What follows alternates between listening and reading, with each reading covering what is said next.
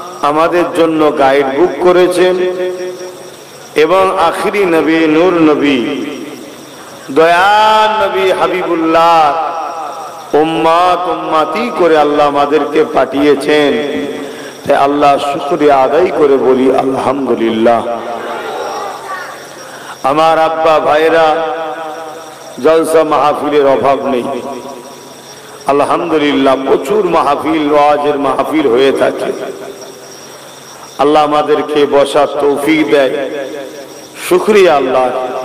কেন এই মাহফিলে বসলে ছোট ছোট গুনাহগুলো আল্লাহ মাফ করে দিয়ে থাকেন। জোরে বলুন সুবহানাল্লাহ।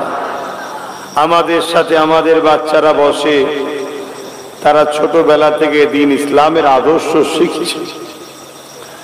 এই পৃথিবীতে একদল মানুষ যারা ইবলিস শয়তানের দাসত্ব করে, ইবলিস শয়তানের অনুসারী করে, তারা সর্বসময় ইসলাম থেকে আমাদেরকে সরাবার চেষ্টা করছে, নানান দিক দিয়ে চক্রান্ত করছে। তাদের লক্ষ্য ইসলামকে মুছে দেওয়া। তাই আমার রাসূল পাক সাল্লাল্লাহু আলাইহি সাল্লাম যখন দ্বীনের প্রচার করেছিলেন, আমার নবী পাকের উপরও অনেক জুলুম অত্যাচার তারা করেছিল। তারা আমার নবীকে জানে মেরে দিবার পর্যন্ত পরিকল্পনা করেছিল। আমার রাসূল পাক সাল্লাল্লাহু আলাইহি সাল্লাম যখন সিজদায় পড়তেন, আমার নবী পাক সাল্লাল্লাহু আলাইহি সাল্লামের পিঠে পচা দুম্বার ভুঁড়ি চাপিয়ে দিত। আমার নবী পাক মাথা তুলতে পারতেন না। রাসূল আমার সিজদায় পড়ে গিয়ে আল্লাহর তাসবিহ পড়তেন। রাসূল পাক সাল্লাল্লাহু আলাইহি সাল্লামের কলিজার টুকরি খাতুনে জান্নাত ফাতিমা আয-জাহরা রাদিয়াল্লাহু তাআলা আনহা তখন ছোট ছিলেন। আব্বার পিঠ থেকে পচা দুম্বার ভুঁড়িগুলো একদিকে দুর্গন্ধ, আবার ভারী পচা, এগুলোকে টেনে টেনে টেনে টেনে আব্বার পিঠ থেকে নাবাতেন। আল্লাহ রাসূল মাথা তুলতেন। কত জুলুম করেছে। এমনও দিন গেছে আল্লাহ নবী যে রাস্তা দিয়ে যাবে, রাস্তায় কাঁটা বিচ্ছে, যে রাসূল পাকের পায়ে কাঁটা ফোটে। আল্লাহ নবীর জন্য কুয়া খুঁড়েছে, যাতে করে রাসূল পাক সাল্লাল্লাহু আলাইহি সাল্লামের যাওয়ার পথে কুয়া এসে রাসূল যাতে পড়ে যায়। আবু জেহেল দীর্ঘক্ষণ পরে দেখতে এসেছে আমার রাসূল পড়েছে কিনা, কিন্তু কোথায় কুয়া খুঁড়েছে সেটা আবু জেহেল ভুলে গেছে। কমবক্তা, বদমাইশ, রাসূলের দুশমন, আর এসে কুয়াতে পড়ে গেছে। সাথী সঙ্গী যারা ছিল তারা তাড়াতাড়ি করে রশি দড়ি এনেছে আবু জেহেলকে তুলবে বলে।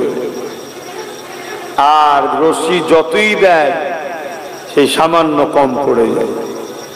আবার রশি জুড়েছে, আবার দিয়েছে, আবার সামান্য কম পড়েছে, আরো রশি দিয়েছে, আবার জুড়েছে, আবার কম পড়েছে। আবু জেহেলের অ্যাকচুয়ালি নাম ছিল আবুল হাকাম, জ্ঞানীর পিতা ছিল। আমার রাসূলকে না মানার জন্য, চিনতে না পারার জন্য, ও জ্ঞানের তার কোনো দাম নেই, এজন্য জাহেলের পিতা হয়ে গেছে, মূর্খের পিতা আবু জেহেল। আবু জেহেল নিচে থেকে বলছে, হারা তোরা কি বুঝতে পারছিস না, দুনিয়া সব রশি যদি নিয়ে আসিস তাও একটুখানি কি কম পড়বে। কেন? এই কুয়া থেকে আমাকে যদি কেউ তুলতে পারে, একজনই পারবে, ডাক মোহাম্মদ রসুলকে ডাক। জোরে বলুন সুবহান। আবু জেহেলের ছেলেরা আমার নবীর কাছে গেলেন। আল্লাহ নবী এসে বলছেন, চাচা আপনি গর্তই পড়ে আছেন কেন, এখানে কি ব্যাপার আপনার? আবু জেহেল তো বলতে চাইছে না, বদমাইশ তো হুজুরের জন্য করেছে, বলতে চাইছে।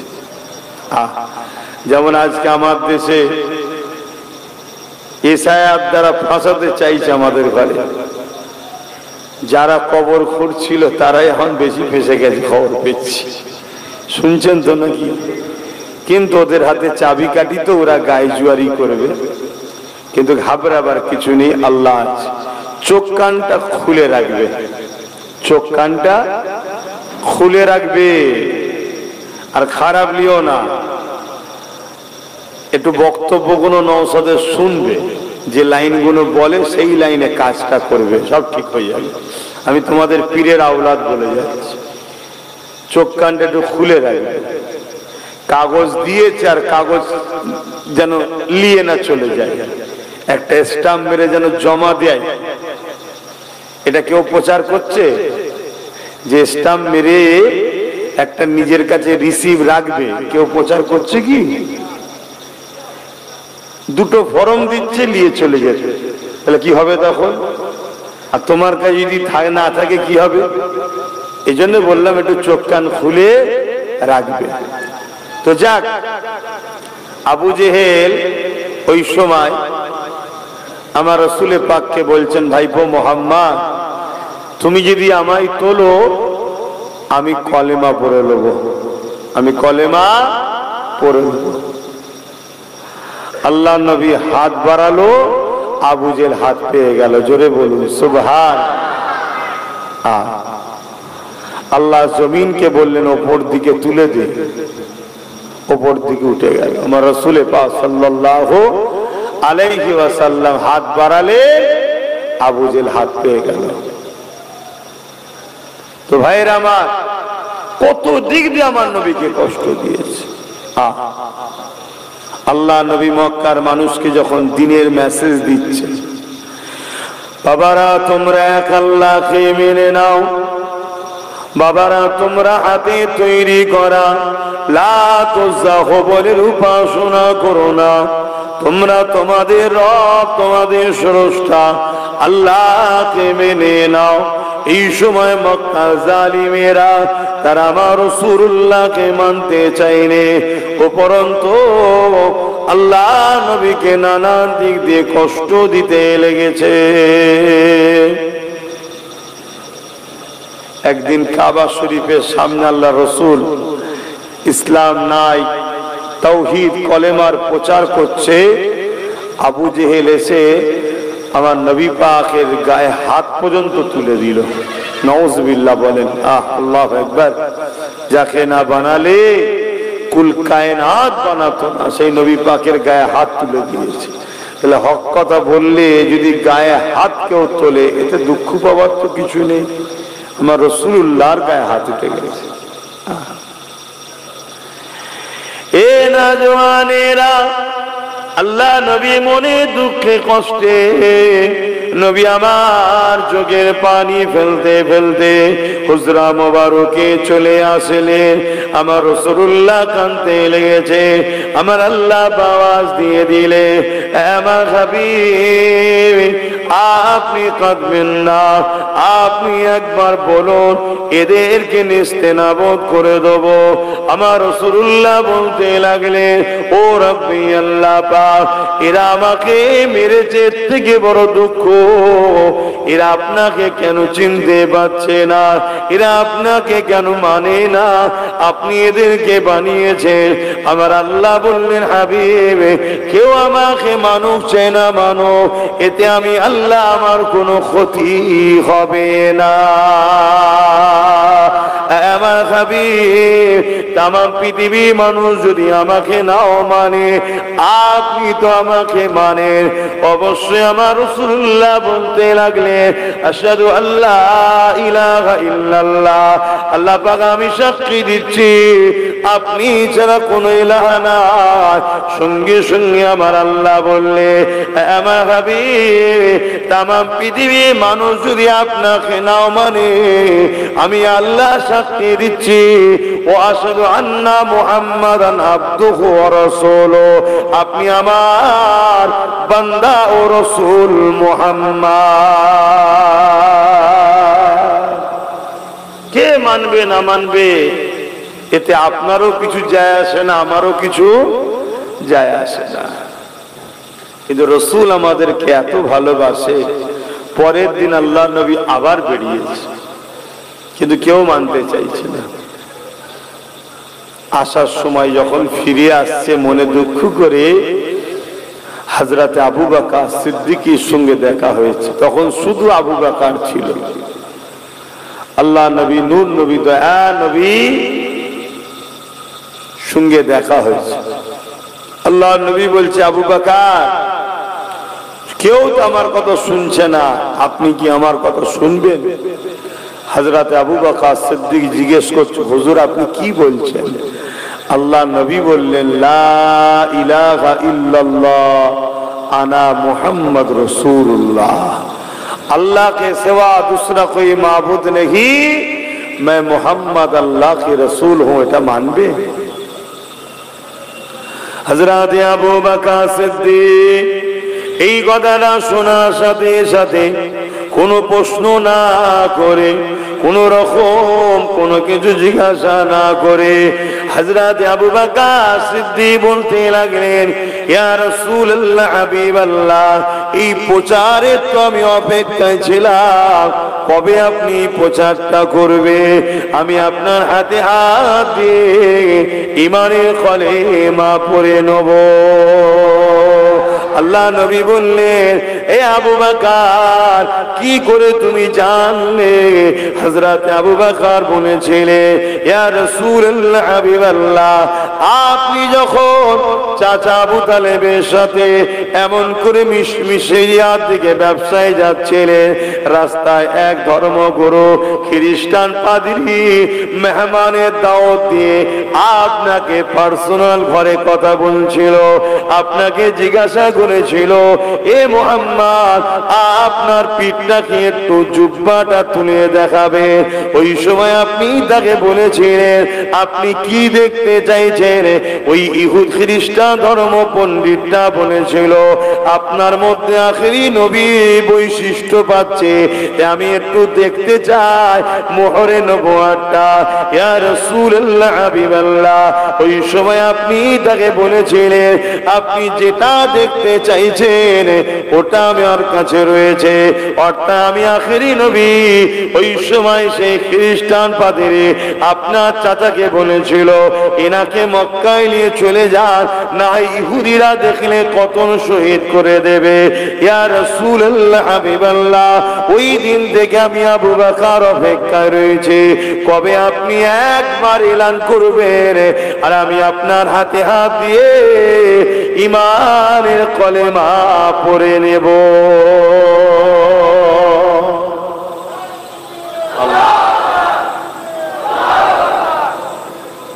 আমার আজকে শরীর ভাই বড় ক্লান্ত লাগছে, আমি ওখানেও এসেছিলাম, ওখানেও বলেছি, আমি কালকে অনেক দূরে জলসা ছিল, ডাইরেক্ট গেছি, মাহফিল করেছি, প্রায় 12 ঘন্টা একভাবে গাড়িতে মুর্শিদাবাদে গেছিলাম, জলসা করেছি, আবার নেবে গাড়িতে। শরীর বড় ক্লান্ত লাগছে, কথা বলার জোর পাচ্ছি না, কথা বুঝে আসছে। তারপরে আপনাদের অসুবিধা হচ্ছে না তো? আমি দুটো কথা এসেছি যখন বলবো, কিন্তু চোখ জুড়ে আসছে, চোখ জুড়ে আসছে, একটা ঘোর এসেছে ঘুমে। তা আপনার একটু সরে সরে আসেন না, রসি পড়তে পড়তে আসেন। আল্লাহুম্মা সাল্লি আলা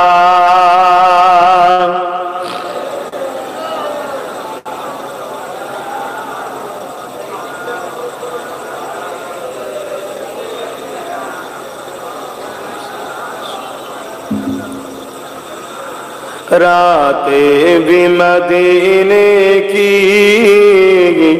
बातें भी मदीने की, रातें भी मदीने की, बातें भी मदीने की, जीने में ये जीना है,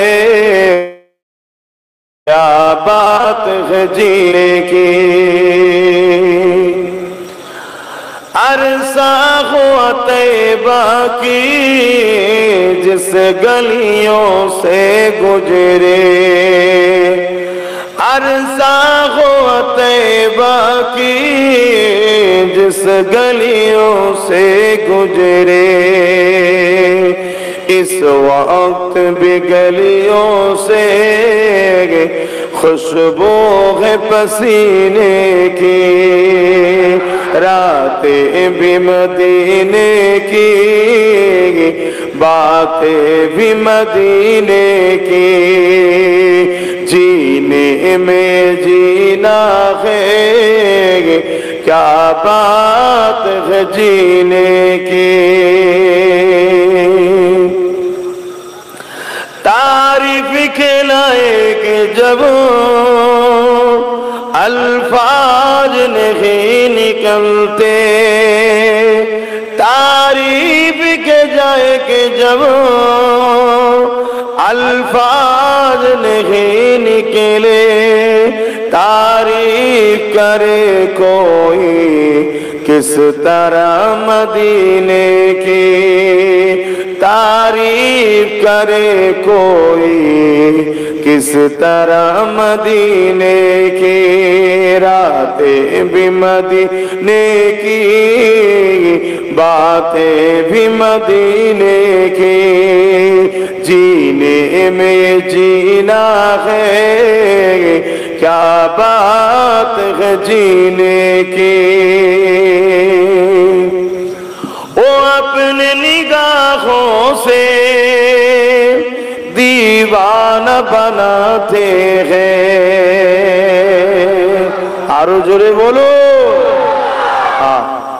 আমার নবী যার দিকে একবার তাকিয়েছে সে দুনিয়া আখিরাতের বাদশাহী পেয়ে গেছে। জোরে বলুন সুবহানাল্লাহ।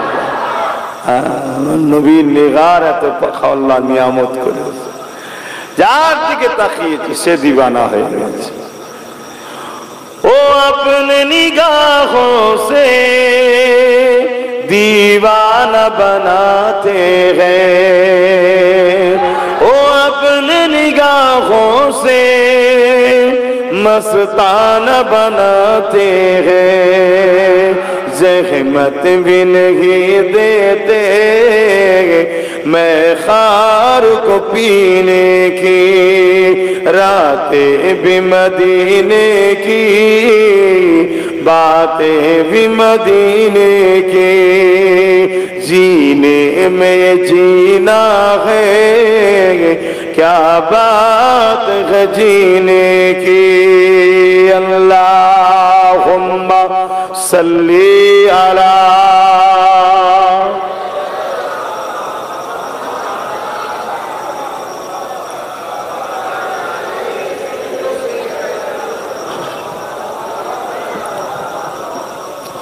मुसलमान घरे ছেলে মেয়েরা তরুণেরা এ নবী পাকের প্রেমিকেরা আল্লাহ নবী কতটা কষ্ট করে দ্বীন ইসলামকে কায়েম করেছে। আল্লাহ নবীর জীবনে এমনও দিন গেছে আল্লাহ নবীকে মক্কার মুশরিক জালিমেরা শহীদ করে দিবার জন্য খুঁজছে। আমার নবী পাহাড়ে চলে গেছে, গাছের পাতা ফলমূল খেয়ে জীবন ধারণ করে এবং নবী আমার এমন করে রাত্রে গোপনে গোপনে আল্লাহ পাকের তৌহিদের বাণী এমন করে মানুষের কাছে দিতেছে। আজ আমরা সহজে পেয়েছি ইসলাম, আমাদের গুরুত্ব না ইসলাম। আমাদের ছেলেরা ইসলাম থেকে অনেক দূরে সরে যাচ্ছে, কেন? সহজে পেয়েছি। যে কোনো জিনিস সহজে পেলে তার গুরুত্ব থাকে না।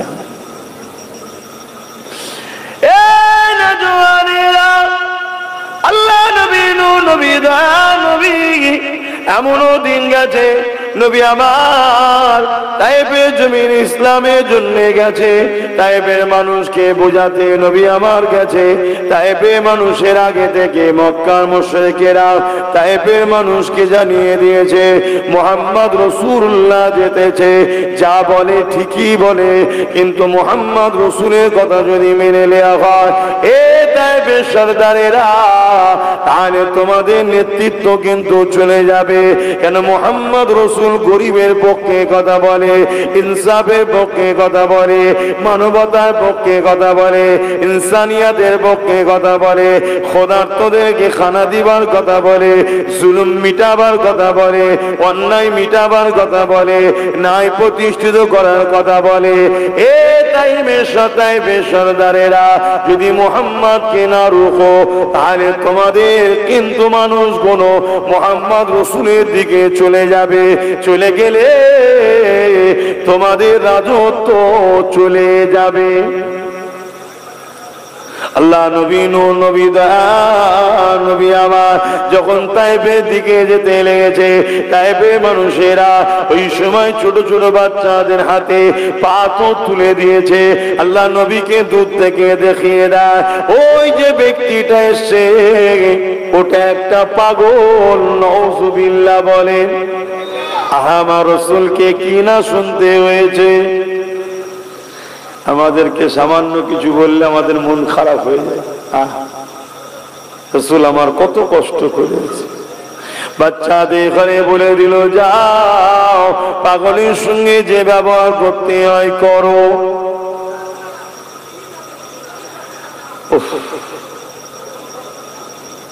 দেখো না, এই সব মুসলমান, এরা সব মুসলমান। কমিটির ছেলেগুলো ওদেরকে বলছে কেন, ভিড় করিনি বাবা, ভেতরে যা। তোরা ওখানে দাঁড়িয়ে আছিস কেন? যুবকগুলো ওখানে দাঁড়িয়ে আছিস কেন?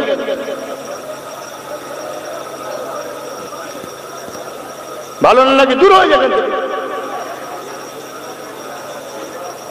হ্যাঁ, ওইদিকে বেরিয়ে যা, ওইদিকে চলে যা, যে হই হই করবি যা। বিহায়া নির্লজ্জা ছোড়া কোথাকারে, এটা তো তোদের মাহফিল। মুসলিম ঘরের ছেলে হয়ে এত কিছু হচ্ছে, খোদার গজব তা শুধরাচ্ছে। এইটা এত মানুষ বসে আছে, এদের অসুবিধা চাই, তোমাদের অসুবিধা হচ্ছে। তোদের কি খোদার গজব লেগেছে? বুঝতে মন যায় না। দাঁড়িয়ে থাকলেই কথা হবে, ঠুকুর মুকুর হবে, রাস্তা জাম হবে, দুটো লোক দুটো খারাপ কথা বলবে। একদম বিয়াদবি করবেন, ভালো না লাগে দূরে সরে যাও। আমরা যা আছি আলহামদুলিল্লাহ, কি আলহামদুলিল্লাহ বলে। কিন্তু মনে রেখে দিও, দুনিয়ায় জান্নাতের বাগান থেকে দূরে থাকছো, আখিরাতেও থাকার আশাটা করে রেখে দিও। তখন যেন বলুন আগে আগে যাও। কি এটা নিয়ম।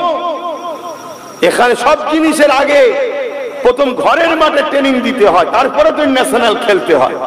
তুমি জমিনে আগে ট্রেনিং নাও, জান্নাতে বসার আদব কায়দা শেখো, তবে তো আল্লাহ তোমাকে পরকালে জান্নাতে দেবে। তুমি গানে বসলে, যাত্রায় বসলে, ফাংশনে বসলে, সিনেমায় বসলে, বেঈমান কাফের মুশরিক নেতাদের মুখের দিকে চেয়ে বসে আছো, তো উলামাদের কাছে বসবে না? হ্যাঁ, কি গো, কথা বুঝছেন তো নাকি? আমার কথায় কি অসুবিধা হচ্ছে? এই তো এত মানুষ বসে আছে। তোদের যদি ভালো না লাগে বাবা, আমাদের যদি না হোস। এখন মুসলমান তো সবার অনেক কোয়ালিটির হয়ে গেছে না কি? আমিও পেন বলা পছন্দ করি। তোদের যদি ভালো না লাগে, তোরা তোদের জায়গায় থাক না বাবা। আমরা যারা একে অপরে ভালো লাগে এক জায়গায় হই না। তোরা যখন খুব চালাক, দূরেই থাক না। আমরা যখন খুব বোকা, বোকা হয়েই থাকি না। তবে মনে রেখে দিও, নতওয়ালা লোককে আল্লাহ পছন্দ করে। জোরে বলুন সুবহান। তোমরা এখনো যে কটা দাঁড়িয়ে আছে, একটা দুটো কমিটির ছেলে নাকি? কমিটি যারা আছে দুই একজন থাকো, কারণ রাস্তা মানুষজন যাবে, বাকি কেউ দাঁড়াবে না। ভালো না লাগলে আস্তে আস্তে সরে যাও বাবা।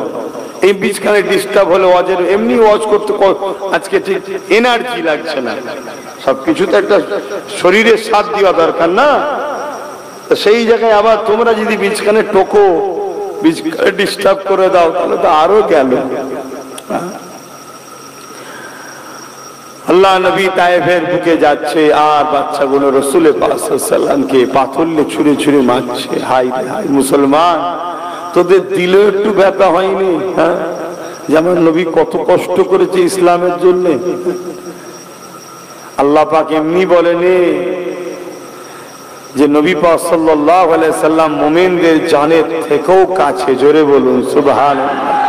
আর নবী পাক এমনি বলেনি, ঈমান হলো লা ইউমিনু আহাদুকুম হাত্তা কুনা হাব্বা ইলাইহি মিন ওয়ালিদিহি ওয়া ওয়ালাদিহি ওয়ান নাস আজমাইন। যতক্ষণ পর্যন্ত তোরা তোদের নিজের জানের থেকেও বেশি আমার রাসূলকে ভালো না বাসতে পারবে, বাপ মা পরিবার সন্তান জমি জায়গা ঘর বাড়ি এমনকি নিজের জানের থেকেও বেশি, ততক্ষণ পর্যন্ত তোমরা ঈমানদার নয়। আর যে ঈমানদার নয় তার বাপ হাজী সাহেব তো কি হয়েছে? সে জান্নাতে যাবে। কথা বুঝছো তো নাকি? তার মা নামাজি মুসল্লি, সে জান্নাতে যাবে। তা নামাজি মুসল্লি হাজি সাহেব এর ঘরে জন্ম লিদি সে ইমানদার না হয় জান্নাত যাবে নাকি? অত সহজ নাকি? হ্যাঁ, ও তো ওজন অমুসলিমের ঘরের ছেলে, সে যদি ইমানের কলেমা পড়ে নিয়ে আমার রসুলকে জানের থেকে বেশি ভালোবেসে বলে, সে জান্নাত চলে যাবে। জোরে বলুন সুবহানাল্লাহ। এখানে কোথায় জন্ম নিয়েছে বড় বিষয় নয়, আল্লাহ শুকরিয়া আমাদের জন্য সহজ হয়ে গেছে। 80% জন্মসূত্রে পেয়ে গেছে, 80% জন্মসূত্রে পেয়ে গেছি, খুঁজতে হয়নি। আর যারা ইসলামে জন্ম নেয়নি তারা যদি ইসলামে আসে তাদেরকে খুঁজতে হচ্ছে, খুঁজে তারপরে আসতে হচ্ছে। কিন্তু সেই ব্যক্তি আসার পরে সে যদি আমার রসুলের দিওয়ানা হয় সে জান্নাত চলে যাবে। আর মুসলমানের ঘরের বেটা, হাজির বেটা, পীরের বেটা, গাজীর বেটা যদি রসুল পাক সাল্লাল্লাহু আলাইহি ওয়াসাল্লামের প্রেমিক না হয় সে কিন্তু জান্নাত পাবে না। কথা শুনছেন তো নাকি? অনেক কষ্ট। আল্লাহ নবীকে ঘিরে তাইফের বাচ্চারা পাথর নিক্ষেপ করতে লেগেছে। যে জায়গায় পাথর লাগে আহারে নুরানি বদনে লাগার সাথে সাথে রক্তাক্ত হতে লেগেছে। রসুলের পাকের শরীর থেকে, জিসম মুবারক থেকে পবিত্র রক্ত ঝরে ঝরে পড়তে লেগেছে।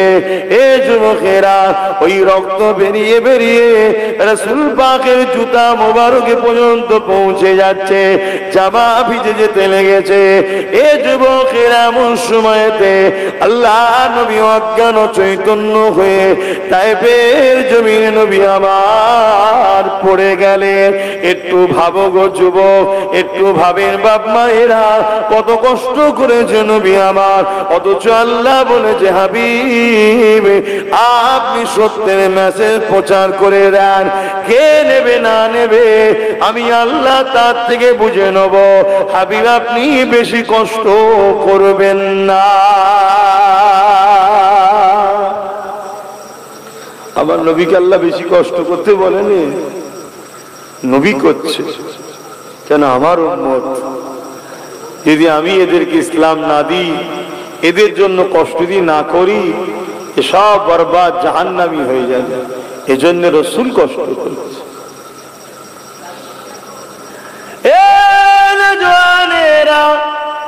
আল্লাহ নবী এমন করে দেখা যায় তাইফের জমিনেতে অজ্ঞান চৈতন্য হয়ে পড়ে গেলে আল্লাহ পাকের ফেরেশতারাও কাঁদতে লেগেছে। এদিকে বেঈমানের সরদারেরা, তাইফের লিডার নেতারা, তারা আগিয়ে এসে আমার রাসূলের পাকের নাকে হাত দিয়ে দেখছে মুহাম্মদ রাসূল মারা গেছে না বেঁচে আছে।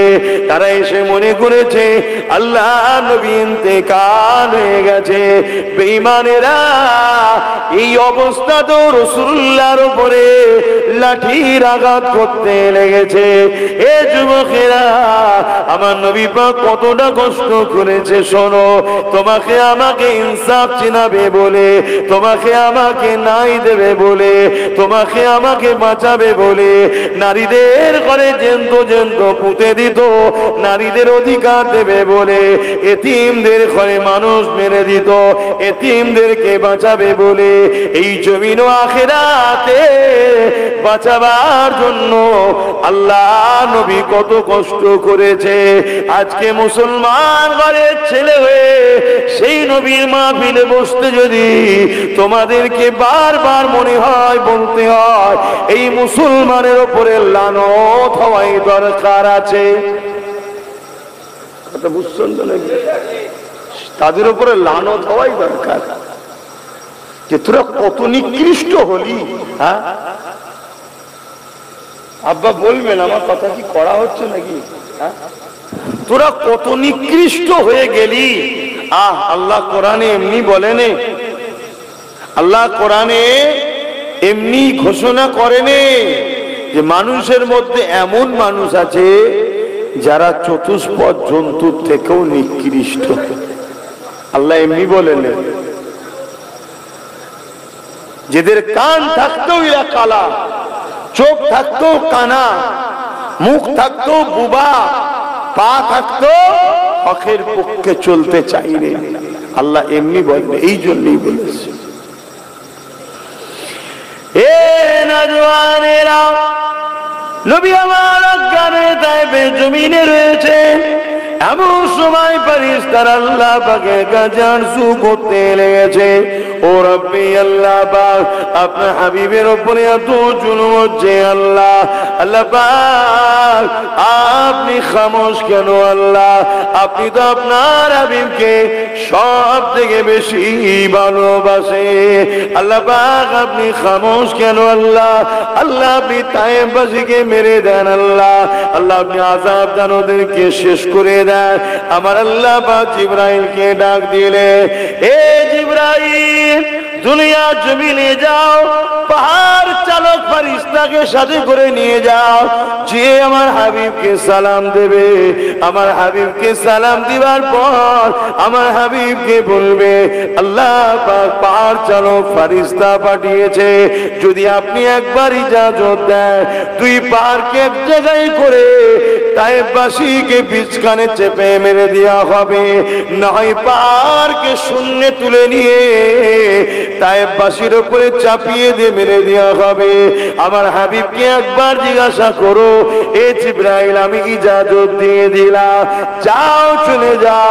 হযরত জিবরাইল আলাইহিস সালাম চলে আলে এবং পাহাড় চালক ফেরেশতাও সাথে চলে আসলে আল্লাহ নবী নূহ নবী দয়া নবীর কাছে এসে হযরত জিবরাইল আলাইহিস সালাম রাসূল পাকের শরীর থেকে পাথরের আঘাতের জায়গাগুলোকে, ক্ষতগুলোকে পরিষ্কার করে। এই সময় রাসূলুল্লাহর হোশটা এসে যায়, আল্লাহ নবীকে সালাম দিয়ে বলে, ইয়া রাসূলুল্লাহ হাবিবাল্লাহ, আল্লাহ পাক পাহাড় চালক ফেরেশতা পাঠিয়েছে, একবার আপনি হুকুম করেন, আল্লাহর পক্ষ থেকে ইজাজত হয়ে গেছে, শুধু আপনি ইশারাটা দেন, তায়েফবাসীকে সম্পূর্ণ চাপা দিয়ে মেরে দেওয়া হবে। আল্লাহ নবীর সঙ্গে সঙ্গে তায়েফের জমিনে দুটো হাত তুলে এমন করে আল্লাহ পাকের কাছে ফরিয়াদ করে, ও রব্বি আল্লাহ, আপনি পাহাড় চাপিয়ে এদেরকে মেরে দেবেন না, এরা আমাকে চিনতে পারেনি, তাই আমার উপরে আঘাত দিয়েছে। হে আল্লাহ, আমি মুহাম্মদ সাল্লাল্লাহু আলাইহি ওয়াসাল্লাম আশা করি এদের ছেলে ছেলে একদিন আমাকে চিনতে পেরে গিয়ে আমি মুহাম্মদ রাসূলের জন্য জান মাল সব কিছুই কুরবান করে দেবে। আরো জোরে বলুন সুবহান।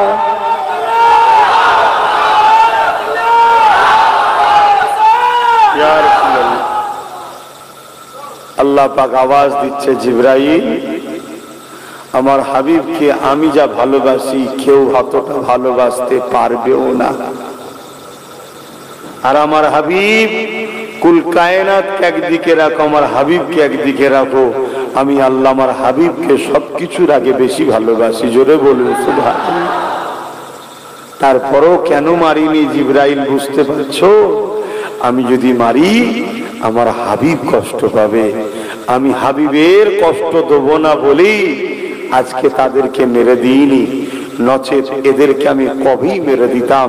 আমার হাবিবকে যেদিন এরা আঘাত দিয়েছিল প্রথম কাবায়, সেদিনই এদেরকে শেষ করে দিতাম, কিন্তু আমার হাবিব মারলে কষ্ট পাবে।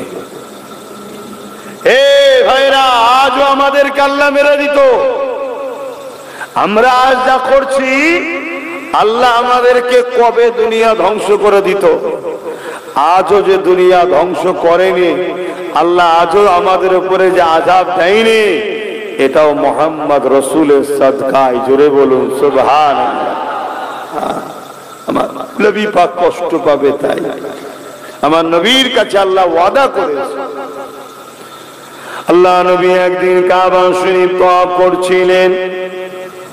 নবী আমার কাবা শরীফ তওয়াফ করতে করতে কাবার সামনে নবী আমার সিজদায় পড়ে যে কাঁদেন। এ নওজওয়ানেরা, আল্লাহ পাক জিবরাইলকে পাঠিয়ে দেয়, ও ও জিবরাইল দুনিয়া জমিনে চলে যাও, আমার হাবিব কেন কাঁদে জিজ্ঞাসা করো, আমার রাসূলুল্লাহ কেন কাঁদে আল্লাহ জানে। জিবরাইলকে আল্লাহ জানাতে চেয়েছিলেন। হযরত জিবরাইল চলে আসলেন। এ যুবকেরা, তরুণেরা, বাপেরা আমার রাসূলুল্লাহকে সালাম দিয়ে বলতে লাগলে, ইয়া রাসূলুল্লাহ, হাবিবাল্লাহ, হুজুর আপনি কেন কাঁদেন? আল্লাহ পাক জিজ্ঞাসা করেছে, আমার আল্লাহ পাক জানতে চেয়েছে। আল্লাহ নবী বলেছিলেন, জিবরাইল আমি কেন কাঁদি আল্লাহ জানে, তবে জিবরাইল তোমাকে যখন জানাতে চেয়েছে শোনো, তোমার মাধ্যমে যখন আল্লাহ জানতে চেয়েছে শোনো, তোমার মাধ্যমে যখন আল্লাহ পাক তোমাকেও শোনাতে চেয়েছে।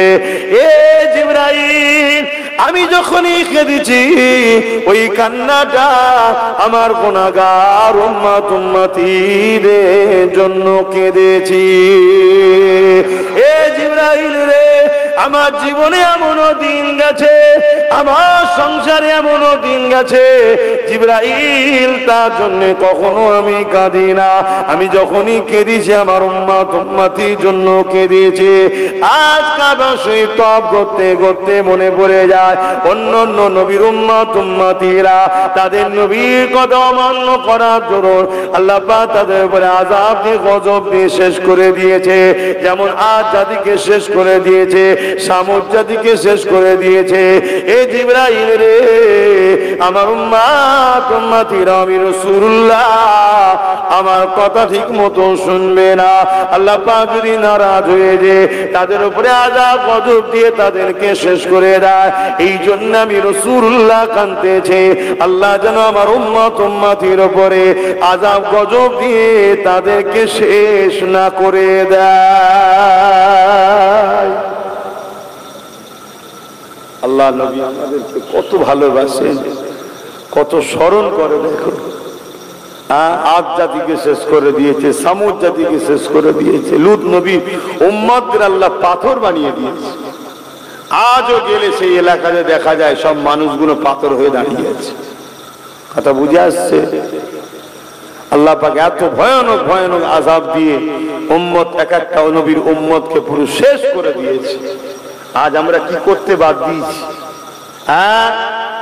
100-র মধ্যে 95টা ছেলে নামাজ পড়ে না, 100-র মধ্যে 95টা মেয়ে নামাজ পড়ে না, আবার যুবক যুবতী। আল্লাহ পাক তারপরও আমাদের খাবার কিন্তু এখনো কেড়ে লাইনি।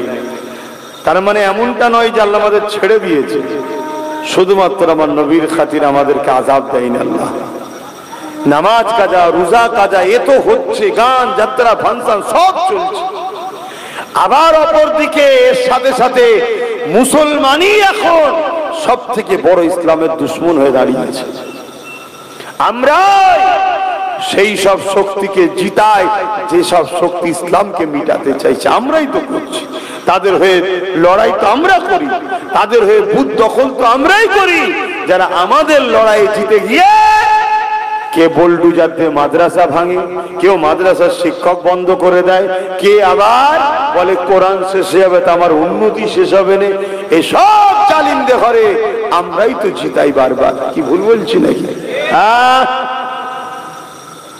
আল্লাহ পাক ছাড় দিয়েছে, ছেড়ে দেয়নি। এখনো বুঝুন, যেদিন ধরবে পাকড়াও করবে সেদিন আর কেউ বাঁচাতে পারবে না। আল্লাহ পাক বললেন, আমার রাসূল যখনই কেঁদেছেন, যখনই নবী আমার এই কথাটা বললেন, আল্লাহ আওয়াজ দিয়ে দিলে, আমার হাবিব আপনি কাঁদবেন না। আমি আল্লাহ পাক দুনিয়ায় ততদিন পর্যন্ত আযাব গজব দিয়ে দুনিয়াকে শেষ করব না যতদিন পর্যন্ত দুনিয়া জমিনে একটা উম্মত উম্মতি আপনার দিল থেকে আমাকে ডাকবে, দিল থেকে আমাকে প্যার করবে, দিল থেকে আমাকে মুহাব্বত করবে, দিল থেকে আপনাকে ডাকবে, দিল থেকে আপনাকে মুহাব্বত করবে। আমার হাবিব তার খাতিরে আমি আল্লাহ দুনিয়া জমিনে আযাব গজব দিয়ে শেষ করব না। এ যুবকেরা শুনে রেখে দাও, এই জমিনে যারা আল্লাহ ওয়ালা আছে, এই জমিনে যারা নবীর গোলাম প্রেমিক আছে, তাদের জন্য আজ আযাব গজব আল্লাহ দিয়ে দুনিয়াকে শেষ করে দেয়নি। তবে মনে রেখে দিও, এমন একটা দিন আসবে যেদিন এই জমিনের উপরে একজনও আল্লাহ দিল থেকে ডাকা থাকবে না, একজনও নবীকে মানা দিল থেকে থাকবে না। সেই দিনেতে আল্লাহ আযাব গজব দিয়ে এই দুনিয়াকে আল্লাহ ফানা করে দেবে। শুনছেন তো নাকি? হ্যাঁ, আপনি ভাববেন সেদিন হয়তো অনেক দেরি আছে। আরে দিল থেকে ডাকার কথা, দিল থেকে, দিল থেকে আর মুখ থেকে ডাকা এক নয়। আল্লাহ নবী বলেছে আখরি জামানায় মসজিদ ভর্তি নামাজি থাকবে, একটাও ঈমানদার থাকবে না। শুনছেন তো নাকি? কোটি কোটি মুসলমান থাকবে, দিল থেকে ডাকা একটাও থাকবে না। আমরা ভাববো হয়তো এখন অনেক বাকি আছে দুনিয়া শেষ হতে। কেন? আমরা দেখছি 250 কোটির উপরে মুসলমান রয়েছে, আর 250 কোটি মুসলমান তো দেখছো দিল থেকে ডাকা কটা আছে? যদি দিল থেকে ডাকার হতো তাহলে ওয়াকফ কালা কানুন কেন্দ্র সরকারের করার সাহস হতো না। তারা তো বুঝতে পেরেছে এরা নামে তালপুকুর ঘটি ডোবে না, এদের মধ্যে কি সালাউদ্দিন আছে নাকি? তাই তো সাহস পেয়েছে। এরা তো জানে যে বাবরি মসজিদ যেমন পয়সা দিয়ে কিনে নিয়েছি, ও কিছু দালাল মোল্লা মলি সাহেবকে ঠিক পয়সা দিয়ে সেটিং করে নেবো, ওয়াকফ আন্দোলন এমনি বন্ধ হয়ে যাবে। বন্ধ হয়েছে না হয়নি? ওয়াকফ আন্দোলন হচ্ছে, কথা বলো। কিন্তু আমি আমার গতিতে করে যাচ্ছি, ছোট মানুষ, আমি আমার গতিতে করে যাচ্ছি, দীর্ঘ 8 বছর ধরে করছি। আইন হওয়ার অনেক আগে থেকে যেমন স্পিডে করছি, আজও সেই স্পিডেই করছি। কেন? রেজাল্ট কি হবে, ফাইসাল্লা কি হবে, ওটা আমার জানার বিষয় নয়। আমি যে ওয়াকফের পক্ষে, এটা আল্লাহকে দেখাতে হবে। এই আন্দোলন আমি করছি, সমাজকে জাগাচ্ছি। এই কিছুদিন আগে আপনাদের পাশে বাগনানে আন্দোলন করলাম, ওতে ওয়াকফ ইস্যু ছিল না? ছিল না। কিন্তু এত ইস্যু তৈরি করে দিচ্ছে, কোনটা ছাড়ি আর কোনটা ধরি। কি হ্যাঁ, নতুন করে আবার একটা ইস্যু শুরু হয়েছে, আপনাদের কাছে খবর আছে কি জানি না। ইস্যুটা হলো ওবিসি ইস্যু। কি ইস্যু? ওবিসি সংরক্ষণ, নতুন যে অ্যাক্ট বেরিয়েছে, নতুন একটা ইস্যু। এটা আপনারা জানেন? এই ওবিসিটা কি মারাত্মক বিষয় জানেন? জানেন না?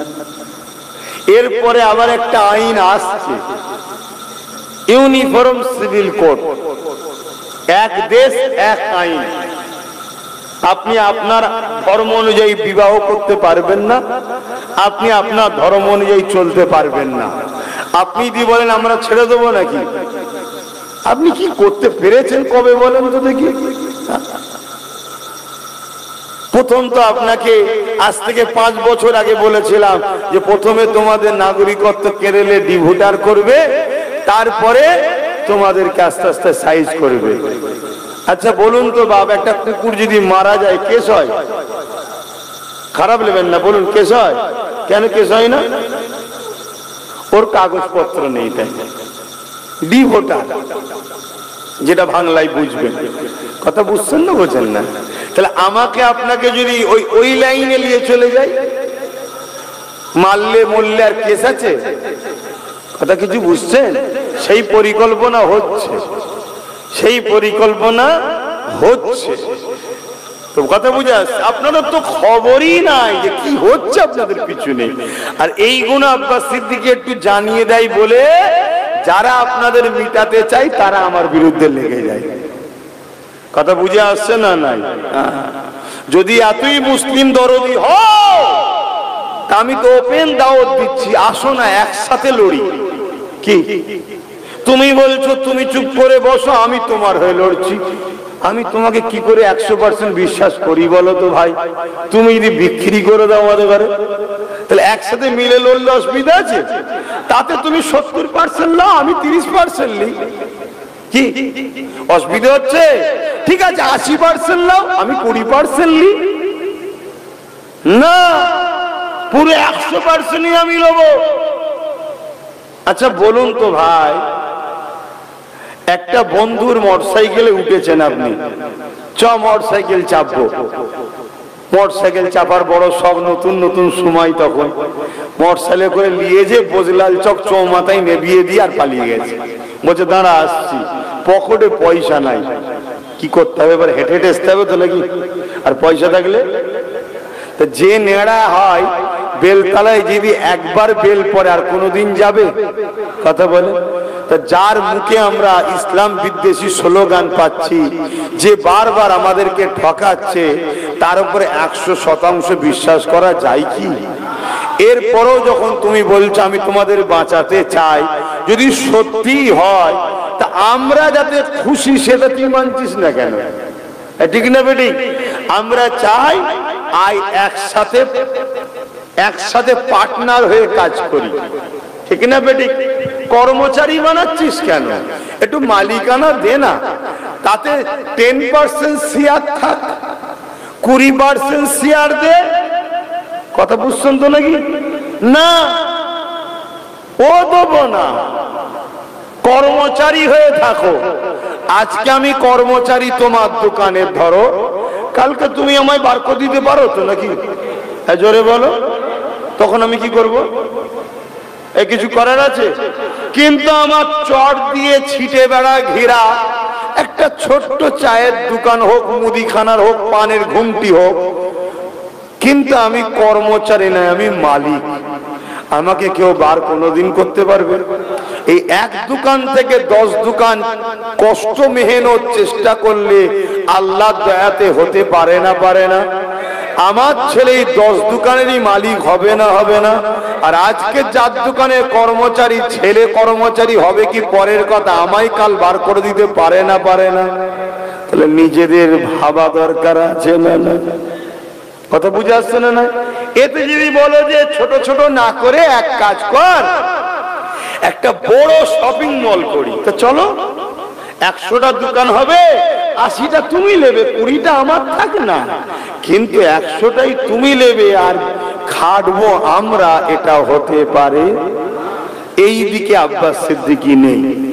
এইতে যে বুঝাচ্ছি, কেন এ কথা বুঝাচ্ছি, যখন ওর মধ্যে আমি থাকবো, কি হচ্ছে না হচ্ছে সব খবর পাবো না? পাবো না? আর যখনই পাবো বাইরে এসে বলতে পারবো, এই তোদের এই প্ল্যান হচ্ছে। যেমন ওবিসি, এই ওবিসিটা কি জিনিস আমি জানতাম? আমি জানি না, কিন্তু আমার একজনকে ওর মধ্যে দিয়া আছে, আমার একজন ওর মধ্যে দিয়া আছে, সে কাগজটা বার করে দেখেছে, দেখে দেখছে যে ওবিসিটা পুরো মুসলিম জাতিকে গলা টিপে মেরে দেওয়ার থেকেও খতরনাক, দোদ গিয়ে মারার একটা পরিকল্পনার নাম হলো ওবিসি। গুলি করে মারার থেকেও, অস্ত্র দিয়ে, ধারালো অস্ত্র দিয়ে খুন করার থেকেও মারাত্মক ডেঞ্জারাস জিনিস হচ্ছে ওবিসি। কি ওবিসি? নতুন যে একটা বেরিয়েছে, তার মধ্যে এমন সিস্টেম করেছে, ইচ্ছা করে সংবিধানের যে ধারা, সেই ধারাগুলোকে লঙ্ঘন করে একটা ওবিসি খসড়া তৈরি করেছে, যে ওবিসি খসড়ায় আগামী 100 বছর মুসলিম জাতির বাচ্চারা কোনো চাকরি কর্ম উঠে দাঁড়াতে পারবে না। শুনছেন? এই যে আমরা স্কুলে চাকরি, কি বলে, আমাদের ছেলেরা, গরিব ছেলেরা ভালো ভালো কলেজ টলেজে পড়ার চান্স পাচ্ছিল, যে ক্যাটাগরি দ্বারা, যে ভ্যাকান্সি, যে কোটা, ওই কোটাটাকে বলা হয় ওবিসি কোটা, ওবিসি দ্বারা পাচ্ছিল। এবছরে মুসলিম ছেলেরা একটা ভালো কলেজে চান্স পাচ্ছে না, এই ওবিসি গন্ডগোল হওয়ার দরুন। দ্বিতীয় নম্বর, একটা দুটো হলো ডাক্তার হচ্ছিল, আইএস আইপিএস অফিসার হচ্ছিল মুসলমান, আর একটাও হবে না। ইচ্ছা করে রাজ্য সরকার এই ওবিসিটাকে গন্ডগোল করে দিয়েছে, কিন্তু আমাদের কোনো খবর আছে? কথা বলেন, খবর নেই। আমাদের কাছে শুধু একটাই খবর আছে, রাজ্য সরকারকে সাথ না দিলে বিজেপি চলে আসবে, বিজেপি এলে আমাদের ঘরে মেরে ফেলবে, এই একটাই খবর আছে, বাকি আর কোনো খবর নেই। অর্থাৎ আল্লাহ আমাদেরকে মারবে না, বিজেপি মারবে, আল্লাহ আমাদেরকে বাঁচাবে না, দিদি বাঁচাবে। এরা মুসলমান? এই কথা কি খারাপ লাগছে নাকি? মানে কিভাবে আমাদেরকে অন্ধকারের মধ্যে রেখেছে, ভয় দেখাও আর আমার কাছে আসো, তুমি আমার গোলাম হয়ে থাকো, আমি যে ভিক্ষা দেবো খা, ওতেই খা, যেদিন প্রয়োজন হবে আমার মেহমান আমার কুটুম নাগপুর থেকে আসবে, একটা একটা করে জবাই করবো তোদের ঘরে। কুটুম এলে কি করেন? মুরগি জবাই করেন তো নাকি? কথা বলছেন না কেন? নাগপুর থেকে যখন আসে তখন একটা দুটো করে মুসলমান মেরে খুশি করে, দেখুন এই যে আমি সব সাইজ করছি মুসলমানদের ঘরে। এই হচ্ছে পরিকল্পনা। যদি আমরা না বুঝি তো কবে বুঝবো? যাক, দুনিয়াবি ক্ষেত্রে যদি আপনারা নাও নেন আলাদা বিষয়, কিন্তু আব্বাস সিদ্দিকী আমার দিনের উপরে যে আঘাত দেবে তার বিরুদ্ধে বলবে না বলবে না? হাত তুলে বলো, বলবে না বলবে না?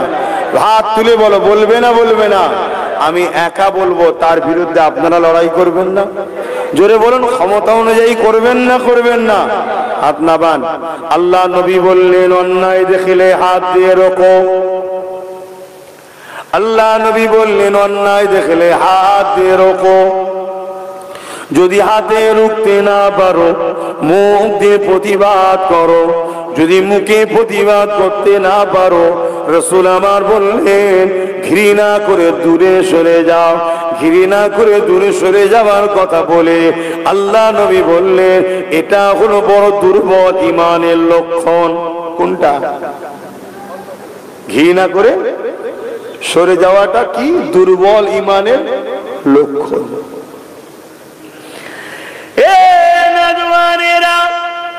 অন্যায়কে হাত দিয়ে রোকা এক নম্বর ঈমানের বৈশিষ্ট্য। এ ক্যাটাগরির ঈমান প্রথম ঈমানের স্তর। যদি হাত দিয়ে রুখতে না পারে, মুখ দিয়ে যদি প্রতিবাদ করি অন্যায়ের বিরুদ্ধে, এটা হলো দ্বিতীয় স্তরের ঈমান, দ্বিতীয় ক্যাটাগরির ঈমান। 3 নম্বর হলো অন্তর থেকে ঘৃণা করে দূরে সরে যাওয়া, সাপোর্ট না করা। তাহলে এটা হলো সব থেকে নিম্ন শ্রেণীর ঈমান এবং দুর্বল ঈমান। এরপরে আর ঈমানের কোনো গুরুত্ব, এরপরে ঈমানের আর কোন স্তর, এরপর ঈমানের আর কোন কোয়ালিটির কথা নবী বলেন। শুনছেন? অন্যায় দেখলে প্রথম নম্বর ঈমান কি? হাত দিয়ে রুখতে পারলো না। দ্বিতীয় নম্বর ঈমান কি? মুখ দিয়ে প্রতিবাদ করা, মুখ দিয়ে প্রতিবাদ করতে পারলো না। 3 নম্বর ঈমান শেষ স্তরটা কি? অন্তর থেকে ঘৃণা করে সরে যাওয়া। কোন মুসলমান যদি মসজিদ কেউ ভাঙছে দেখে হাত দিয়ে রুখলো না, মুখ দিয়ে প্রতিবাদ করলো না, অন্তর থেকে ঘৃণা করলো না, উপরন্ত যারা ভাঙছে তাদেরকে সাপোর্ট করলো, তার ঈমান আছে না চলে গেছে? এটা একটুখানি আওয়াজ দিয়ে বলবেন। এ যুবকেরা, আজ কেন্দ্র সরকার কালা কানুন তৈরি করছে, জোর করে ক্ষমতা দেখিয়ে 2025 সংশোধন আইন, কালা কানুন, ওয়াকফ সংশোধন আইন, জানেন তো নাকি? আচ্ছা, আমার একটা ওয়াজ খুব কাটা ভাইরাল হচ্ছে, আপনারা দেখেছেন? আপনারা দেখেছেন কি?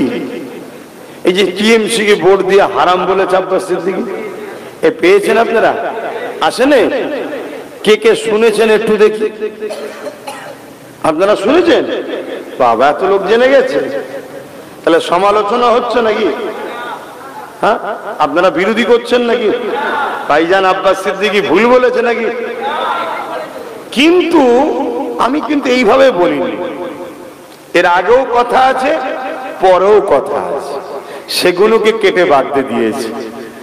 আপনারা যদি বলেন এই বিষয়টা একটু আলোচনা করব, একটু জানতে ইচ্ছা যাচ্ছে কি? একটু কারা শুনতে চাইছেন হাত তুলে দেখ, যাক একটু জানেন। এই যে হাদিসটা বললাম, এই হাদিসটা আমি বলেছি যে আল্লাহ রসুল বলছেন অন্যায় দেখলে হাত দিয়ে রোকো। দ্বিতীয় নম্বর, হাত যদি রুখতে না পারো মুখ দিয়ে প্রতিবাদ করো, মুখ যদি প্রতিবাদ করতে না পারো অন্তর থেকে ঘৃণা করো। বলে আমি বলছি, যেখানে আলোচনা হয়েছে যে কেন্দ্র সরকার সংখ্যাগরিষ্ঠতার জোর দেখিয়ে 2025 কালা কানুন তৈরি করেছে ওয়াকফ সংশোধনীয় আইনের নামে। মূলত উদ্দেশ্য সংবিধান বিরোধী এবং মসজিদ, মাদ্রাসা, কবরস্থান, ঈদগাহ, খানকাকে নির্মূল করে দিয়ে আদানি আম্বানিদের জন্য কারখানা, ফ্যাক্টরি করার পরিকল্পনা। বলুন আমার সাথে একমত তো নাকি? কেন্দ্র সরকার এই ওয়াকফ কালা কানুন করেছে না করেনি? এই ওয়াকফ আইনটা কি সাপোর্ট করছেন আপনারা? আওয়াজ দেবো না, সাপোর্ট করছে? তাহলে এটা ন্যায় করেছে না অন্যায় করেছে? এই অন্যায়টা ইসলামের মসজিদ, মাদ্রাসা, কবরস্থান, ঈদগাহর পক্ষে না বিরুদ্ধে? আইনটা জোরে বলে বিরুদ্ধে। তাহলে এই অন্যায়ের প্রতিবাদ করতে হবে। নবীর হাদিস কি? নম্বর 1 হাত দিয়ে রুকা। তাহলে কেন্দ্র সরকারের বিরুদ্ধে হাত দিয়ে রুখতে হবে। যদি হাত দিয়ে রুখতে না পারি মুখ দিয়ে প্রতিবাদ, যদি মুখে প্রতিবাদ করতে না পারি অন্তত ঘৃণা। কিন্তু তা না করে কোনো মুসলমান যদি 5,000 টাকা, 10,000 টাকা, 20,000 টাকার লোভে এই কেন্দ্র সরকার বিজেপিকে যদি ভোট দেয় তার ঈমান থাকবে? এইটা আমি প্রথম বলেছি, এটা দেয়নি, এটা কেটে বাদ দিয়ে দিয়েছে। কেন বাদ দিয়েছে বলুন? কেন? ওরা প্রচার করে আব্বাস বিজেপি। কি প্রচার করে? আব্বাস বিজেপি। কথা শুনছেন তো নাকি? তো এইটা যদি দিয়ে দেয় তাহলে সাধারণ মুসলমান কি বলবে? ও তো ওর বিরুদ্ধে প্রথম বলছে, কি বলবে না বলবে না? তাহলে এদের কথা মিথ্যা হয়ে যাবে। ওই জন্য ওইটাকে কেটে, তাহলে এরা চিটিংবাজ না চিটিংবাজ নয়? প্রতারণাকারী না প্রতারণীকারী নয়? প্রথম ওটা বাদ দিয়ে দিয়েছে। দিবার পরে আমি দ্বিতীয় কি বলেছি? ধরুন কেন্দ্র সরকার মসজিদ, মাদ্রাসা, ওয়াকফ কালা কানুন তৈরি করে মসজিদ, মাদ্রাসাকে মিটাতে চাইছে, আর আমরা আন্দোলন করছি, ওর আইন মানছি না, মানবো না। আর রাজ্য সরকার বলছে এখানে আন্দোলন করা যাবে না, দিল্লি চলে যাও। রাজ্য সরকার এটা ঠিক বলছে না ভুল বলছে? রাজ্য সরকার যদি কেন্দ্র সরকারের বিরুদ্ধে হতো সত্যি, তাহলে কি বলতো? যে আন্দোলন আরো চালাও, আমি আছি, ওদের কথা মানা যাবে না, ওরা বদমাইশ, ওরা জালিম, বলতো না? বলতো না? তা না বলে কি বলছে? দিল্লি চলে যাও, এখানে আন্দোলন হবে না। বলেছে না বলে না?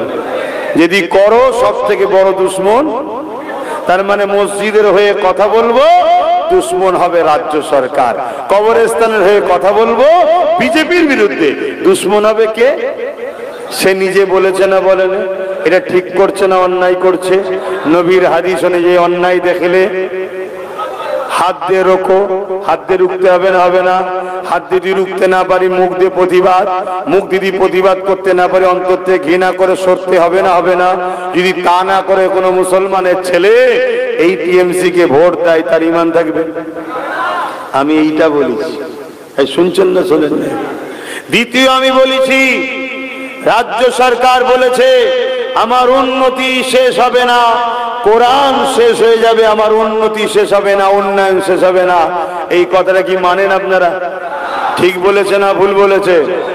তাহলে যদি ভুল বলেছে বলছে, তাহলে কোরআনের পক্ষে কথা বলেছে না বিরুদ্ধে? তা কোরআনের বিরুদ্ধে যে বলে, কোরআনকে মিটিয়ে যাবার কথা যে বলে, তাকে সাপোর্ট করলে আপনি কোরআন মিটানোর পক্ষে আপনিও দাঁড়ালেন, আপনার ঈমান থাকবে। এই জন্য আমি আমার কওম, আমার জাতিকে বুঝাবো না যে দুনিয়াদারি করতে গিয়ে কাফের যাবি রে, রাজনীতি করতে হবে কর, কিন্তু ততক্ষণ পর্যন্ত যতক্ষণ তোর নেতা কোরআন দিন ইসলামের বিরুদ্ধে না বলবে। যেমন বিগত দিন কেউ 34 বছর ছিল, আমরা করেছি, আমরা সাথ দিয়েছি মুসলমানরা। যেই বলেছে মাদ্রাসায় জঙ্গি তৈরি হয়, অমনি কি বলেছি? এবার যাও, আর নেই তোমার সাথে। ঠিক না বেঠিক? কেন? ওই কথাটা বলার পর ও যদি ও কিন্তু ক্ষমাও চেয়েছিল পরে। ঠিক না বেঠিক? তারপরও এত বড় কথা বলিস কি করে? আমাদের ভোটে তোরা জিতিস আর আমাদের ধর্মে আঘাত দিস, তার মানে তাই আমরা সরে গেছি, পড়ে গেছে, ঠিক না বেঠিক গো? তাহলে আজকে কেউ এত বড় বড় কথা বলবে, তার সাথ দেওয়া কি সম্ভব? আর একটা কথা বলবো, আমাদের রুজি রুটি চাকরি বাকরি তো দিচ্ছে না, দিচ্ছে কি? উপরন্ত ক্ষমতার জোরে আমাদেরকে কাফের বানাবার চেষ্টা করছে রাজ্য সরকার, করছে না করেনি? তার উদাহরণ শুনুন, দীঘাতে একটা মন্দির হলো না? অ্যাকচুয়ালি তো দেশের কাজ মন্দির মসজিদ করা নয়, নেতাদের কাজ মসজিদ মন্দির করা নয়, তাদের কাজ হলো শিক্ষা, স্বাস্থ্য, কর্মসংস্থান, বাসস্থান, দেশকে নিরাপদে রাখা। চলো তারপরও ধর্ম বিদ্বেষে আমি যাব না, ধর্ম ইখতিলাফে যাব না। মন্দির করেছে, আমার অমুসলিম ভাইয়েরা খুশি নজরে নেবে কি না নেবে তাদের ব্যাপার, কিন্তু মনে রেখে দিও দীঘার মন্দিরে যে করেছে ওই টাকাতে মুসলমানদের ট্যাক্সের টাকা আছে, কিন্তু একটা মসজিদ দেখাতে পারবে না অমুসলিমদের ট্যাক্সের টাকা আছে। এটা গর্ব করে বলছি, কথা বুঝছেন না, বোঝেন না? কেন ট্যাক্সের টাকাই করেছে। এবার অমুসলিম ভাইয়েরা ওটাকে নেবে কি নেবে না সেটা তাদের ধর্মের বিষয়, আমি ধর্মের জটিলতায় যাব না, কেন আমার রাসূল নিষেধ করেছে কারো ধর্মের উপর আঘাত দিও না। কিন্তু আমি যেটাই যাব সেটা হলো মন্দির করার পর মন্দিরের প্রসাদ মুসলমানদের জন্য খাওয়া হালাল না হারাম? জোরে বলে। আমাদের অনেক খাদ্য আছে খাওয়া হালাল, অমুসলিম ভাইদের জন্য সেটা অপছন্দের, ঠিক না বেঠিক? ঠিক তেমন তাদেরও অনেক কিছু আছে পছন্দের, আমাদের জন্য অপছন্দের। তুই তোরটা লে বাবা, আমি আমারটা লি, কিন্তু রাজ্য সরকার রেশনের মাধ্যম দিয়ে আমাদেরকে প্রসাদ খাওয়াবার চক্রান্ত করেছে না করেনি? জোরে বলুন। কেন? এ জানে যদি মুসলমানকে কাফের না বানানো যায় এ জাতিকে মিটানো সম্ভব নয়। যে সরকার এত বড় চক্রান্ত করে আমাদেরকে কাফের বানাতে চাইছে তাকে সাপোর্ট করা কি ইমানদারের কাজ হতে পারে? জোরে বলুন, হতে পারে? তাহলে বলে দিচ্ছি, এর পরে এত কিছু বলার পরে আমি আর একটু কথা বলেছি, সেটা কি? এরপরও বলছি, যারা মনে করবে যে সব ঠিক আছে, সব ঠিক আছে, ইনি এগুলো ভুল করে ফেলেছে, যদি ভুল করে থাকে তাকে ক্ষমা চাইতে বলো, তাকে বলো দিল্লি যেতে বলা ভুল হয়েছে, কোরআন শেষে যাবে বলতে বলা ভুল হয়েছে, তোমাদেরকে কাফের বানাবার জন্য প্রসাদ খাওয়াবার যে প্ল্যান করেছি ভুল হয়েছে, তাকে ক্ষমা চাইতে বলো। তাহলে আমি এই মাহফিলে এসে বলা বন্ধ করে দেবো। এই কথা বুঝছেন না, বোঝেন না? আর সে যদি ক্ষমা না চায় আমাকে বলতে হবে না? আমার জাতিকে ঈমান বাঁচাবার জন্য, ইসলামের জন্য, এদেরকে সজাগ করার জন্য বুঝাবার ডিউটি আছে না নাই? তাই আমি বুঝাচ্ছি, কিন্তু সবটা বাদ দিয়েছে, আগের অংশ বাদ দিয়েছে। লাস্টে যে বলেছি ভুল চাইতে মাপ চাইতে বলো, ক্ষমা চাইতে বলো, ওটাও বাদ দিয়েছে, দিয়ে শুধু ছেড়েছে এইটুখানি। আবার ছেড়েছে কি? কোন পীর পীরজাদা মুফতি মৌলানা এরপরও যদি ভোট দেয় তার ঈমান চলে যাবে। হ্যাঁ চলে যাবে, আমি চ্যালেঞ্জ দিচ্ছি, চলে যাবে। আসো না, ডিবেটে বসো। কিন্তু এইটাকে নিয়ে আবার একদল মুনাফিক কি করছে? মৌলী সাহেব, মুনাফিক মৌলী সাহেব লেগেছে কি করছে? একটা বুজুর্গ লোক, বয়স্ক লোক, প্রবীণ লোক, তার একটা পুরাতন বক্তব্য, যেই বক্তব্যতে তিনি নাকি বলছে শাসককে সাথ দেওয়া দরকার বিজেপির অত্যাচারের জন্য। শুনছেন তো? একটা পুরাতন বক্তব্য। তখন শাসক বলেনি যে দিল্লি চলে যাও, তখন বলেনি কোরআন শেষ হয়ে যাবে। তাহলে সেই সময়ে তার বক্তব্যটা খারাপ কি আছে? এই একটা সময় তো আমিও তো বলেছিলাম যে ওকে বাদ দিয়ে অনেক দেখা হয়েছে, এদের সাথে যাচ্ছে, যাক, আমার ভালোবাসার লোকদের বলেছি। আরে জুম্মায় জুম্মায় তো আইএসএফ তৈরি হয়েছে 5 বছর, এ তো আছে 15 বছর, কথা বুঝে আছে না?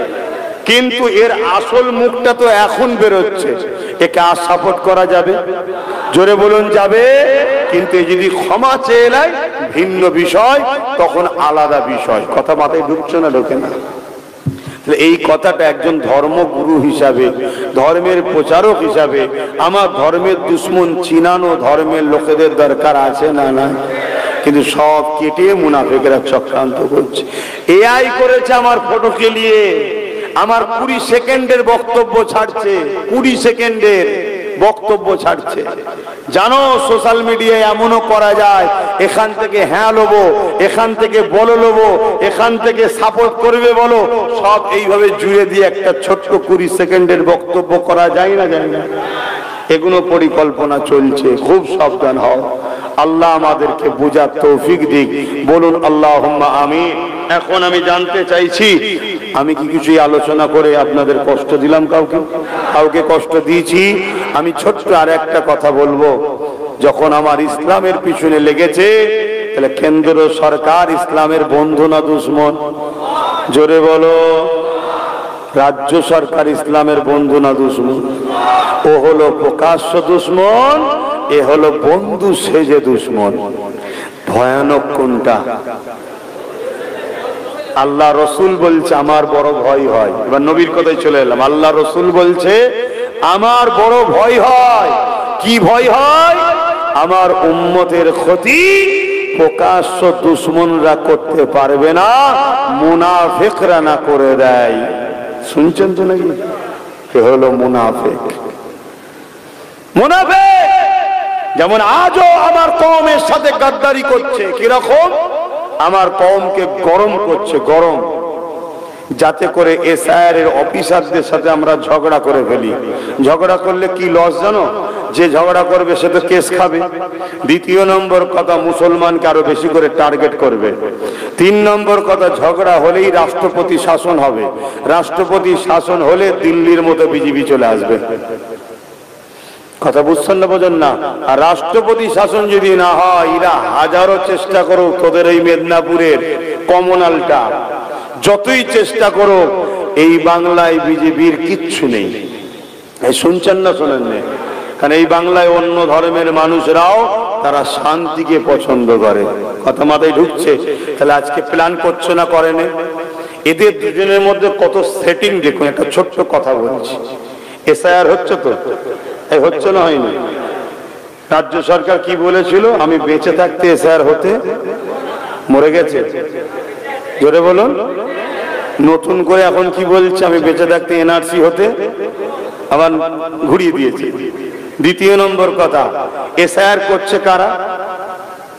নির্বাচন কমিশনার। কারা? নির্বাচন কমিশনারকে বিজেপি কন্ট্রোল করে। এটা কেউ না মানুক, আমি মানি। শুনছেন না? শোনেন না? হ্যাঁ, নির্বাচন কমিশনার বিজেপির ইশারাতে চলে, কেউ না মানুক, আমি মানি।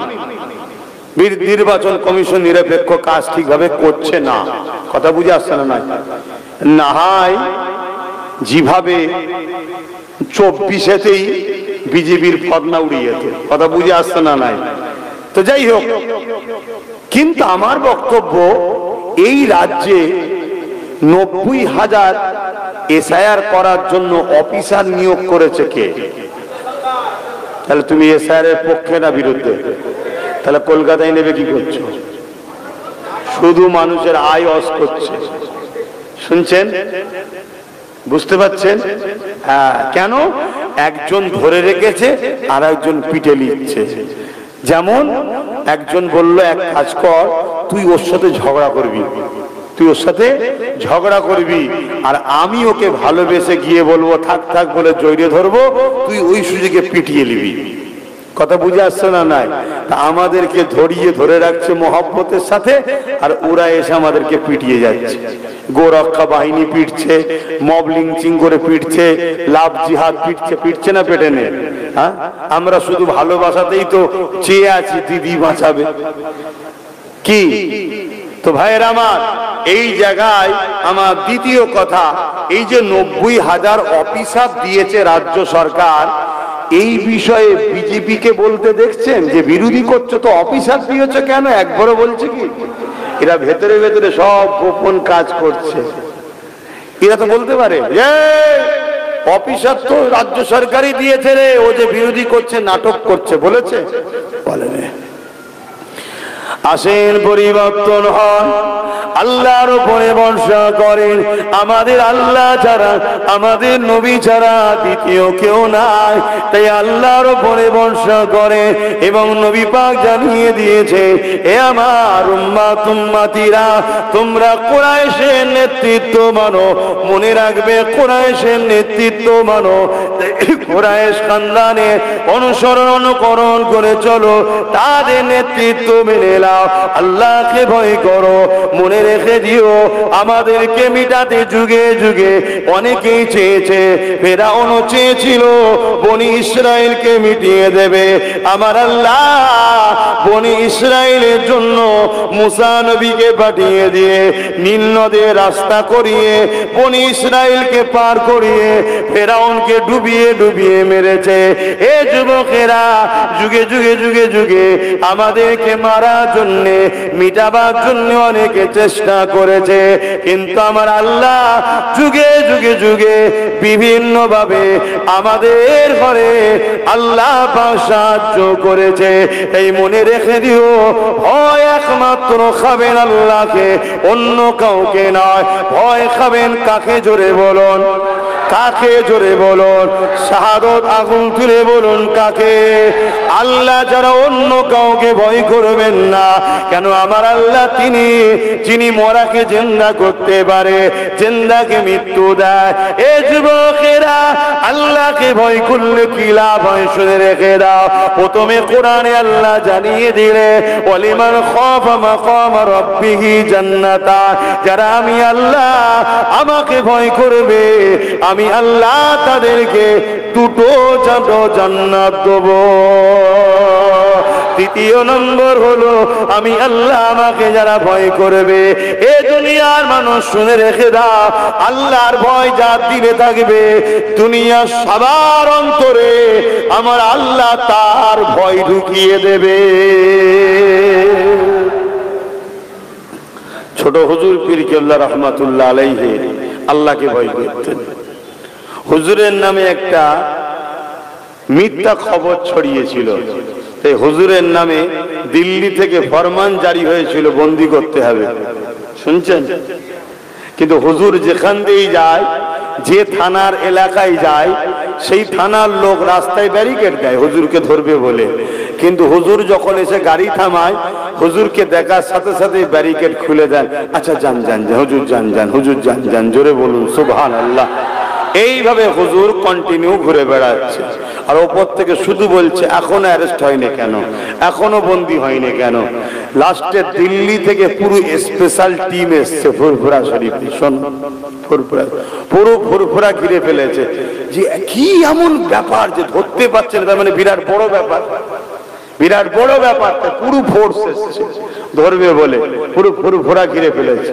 তো ভেতরে একজন খবর দিয়েছে দাদুজানকে যে হুজুর বিশাল ফোর্স এসছে আপনাকে ধরবে বলে। তা হুজুর ফতুই গায়ে দিতেন। দাদি জানতে ঘরে বলছেন, কই গো কচির মায়ের, কিছু খাইয়ে দাও, কদিন জেলের হাওয়া খাতে হবে না হবে। মানে কোনো ব্যাপারই নয়, আমি তুমি হলে তো ছুটে রাস্তা পেতাম না। কথা বুঝে আসছে? যারা আল্লাহকে ভয় করে তারা কাউকে ভয় করে না। তো হুজুর যখন বেরোচ্ছে, যারা বড় বড় অফিসার এসেছিল বসেছিল, হুজুরের দিকে যেই নজর পড়েছে সব উঠে দাঁড়াচ্ছে। বলুন সুবহানাল্লাহ, আরো জোরে বলুন। যারা কেউ বাঙালি ছিল না, সব ওখানকার থেকে এসে, তারা চেনেও না কোনোদিন। এখন নাই ফটো বেরিয়েছে, অনেক দূরের লোক অনেক দূরে চলে যাচ্ছে, উঠে দাঁড়াচ্ছে। হুজুর বললেন বাবারা বসো। হুজুর বসলেন। কি হয়েছে? না না কিছু, সেরাম কিছু নয়, কথা ঘুরাচ্ছে, সেরাম কিছু নয়, আমাদের কাছে একটা ইনফরমেশন ভুল গিয়েছিল, আপনি কিছু মনে করবেন না ডিস্টার্ব করার জন্য। তা আমরা একটা কাগজ আপনাকে তৈরি করে দিচ্ছি, যাতে বাংলা যেখানে ঘুরবেন কোনো অসুবিধে কোনো প্রশাসন যেন না করে। ছোট হুজুর বলেছিলেন বাবা কি কাগজ দেবে, আমার আল্লাহ আমাকে একটা স্টাম্প দিয়ে পাঠিয়েছে, আমি নবীর গোলাম। জোরে বলুন সুবহান। এছাড়া আর কিছু লাগবে না বাবা। তারা বললেন আমাদেরকে ইজাজত দেন। তারপর একটু টিফিন করতে হয়, খাওয়াতে হয়, এটা অতিথি আপ্যায়ন করার নবীর সুন্নাত, হুজুর করেছিলেন। তারা সব আর চলে গেল। কথা কিছু বুঝতে পারছেন? যাদের অন্তরে আল্লাহর ভয় থাকে তাকে সমাজের কাছে আল্লাহ তার ইজ্জত আদব ভয়কে আল্লাহ ঢুকিয়ে দেয়। আর যাদের দিলে আল্লাহর ভয় থাকে না, সবার অন্তর থেকে তার ভয় আল্লাহ তুলে নেয়। আজকে 100 বছর পিছিয়ে যান, যারা আমাদের দরবারে এসে দাঁড়িয়ে থাকতো, মুসলিমদের কাছে এসে দাঁড়িয়ে থাকতো মাথা হ্যাট করে কথা বলার ইজাজতের জন্য, আজকে তারা আমাদেরকে গালিগালাজ করছে, আমার আল্লাহ লে গালিগালাজ করছে, আমার ইসলাম লে গালিগালাজ করছে। একটাই কারণ, আমাদের অন্তর থেকে ইসলাম আল্লাহর ভয় উঠে গেছে, এজন্য তাদের অন্তরে আমাদের ভয় আল্লাহ তুলে দিয়েছে। তাহলে ভয় কাকে করবেন? জোরে বলুন, আল্লাহকে। একটা দেশে পারমাণবিক শক্তি আছে, সে দেশকে লোক ভয় করে না? করে না কেন? পারমাণবিক শক্তি কে তৈরি করেছে? মানুষ। মানুষকে বুদ্ধি দিয়েছে কে? আল্লাহ। তাহলে আল্লাহ দিয়া বুদ্ধিতে একটা বোম হয়েছে, তার জন্য তার দেশকে সবাই ভয় করছে। আর ওই আল্লাহ যদি তোমার সিনায় থাকে, তোমাকে লোক ভয় করবে না? মানে তোমার উপরে জুলুম হবে মানে? কথা বুঝছেন না? বুঝেন নি? আল্লাহকে ভয় করো, আল্লাহকে ভয় করো। দুটো জান্নাত পাওয়া যাবে আল্লাহকে ভয় করলে। বাবারা, নওজওয়ানেরা, আল্লাহকে ভয় করলে ছিল কে? আরে একটা কথা বলি নাকি না? অসুবিধা হচ্ছে। হযরতে ফারুক আযম আল্লাহকে ভয় করেছিলেন। ফারুক আযম আল্লাহকে ভয় করেছিলেন। কেমন? আদে পৃথিবীর খলিফা হয়েছেন হযরতে ফারুক আযম। রাত্রিরে রাত্রিরে না ঘুমিয়ে এলাকা এলাকা এলাকা এলাকা ঘুরে ঘুরে ঘুরে ঘুরে বেড়ায়। এ নওজওয়ানেরা, না আগে ফোর্স আছে, না পিছনে ফোর্স আছে, না বডিগার্ড রয়েছে, কিছুই নাই। রাতের বেলা ঘুরে ঘুরে ঘুরে ঘুরে বেড়ায়। খাদেম জিজ্ঞাসা করে, হুজুর আপনি দুনিয়াদারি, দিনের বেলা আপনি রাজকাজ করে, মানুষের কত সমস্যা, বিচার টিচার, পৃথিবীর দেশের রাজাদের সঙ্গে বিভিন্ন সোলে যোগাযোগ, অনেক কিছু কাজে ব্যস্ত থাকে।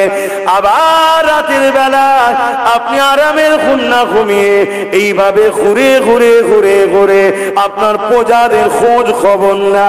হুজুর আপনি কি একটু আরাম নেবেন না? হযরত ওমর ফারুক বলেছিলেন, এ আমার সাথী, আল্লাহ আমাকে এত বড় জিম্মা দিয়েছে, ওই ভারী আমার কাঁধে নিয়ে ওমরের ঘুমার হয় না। ওমরের শুধু মনে পড়ে আমার রাজত্ব চলাকালীন যদি আল্লাহর বান্দা তো অনেক দূরের ব্যাপার, কোনো অবালা পশু যদি ক্ষুধার্ত না খেয়ে মারা যায়, না জানি আল্লাহ ওমর আমাকে যদি ধরে আমি কি জবাবটা দেব? ভয় কাকে বলে দেখুন। আর আজকে সব কি খবর?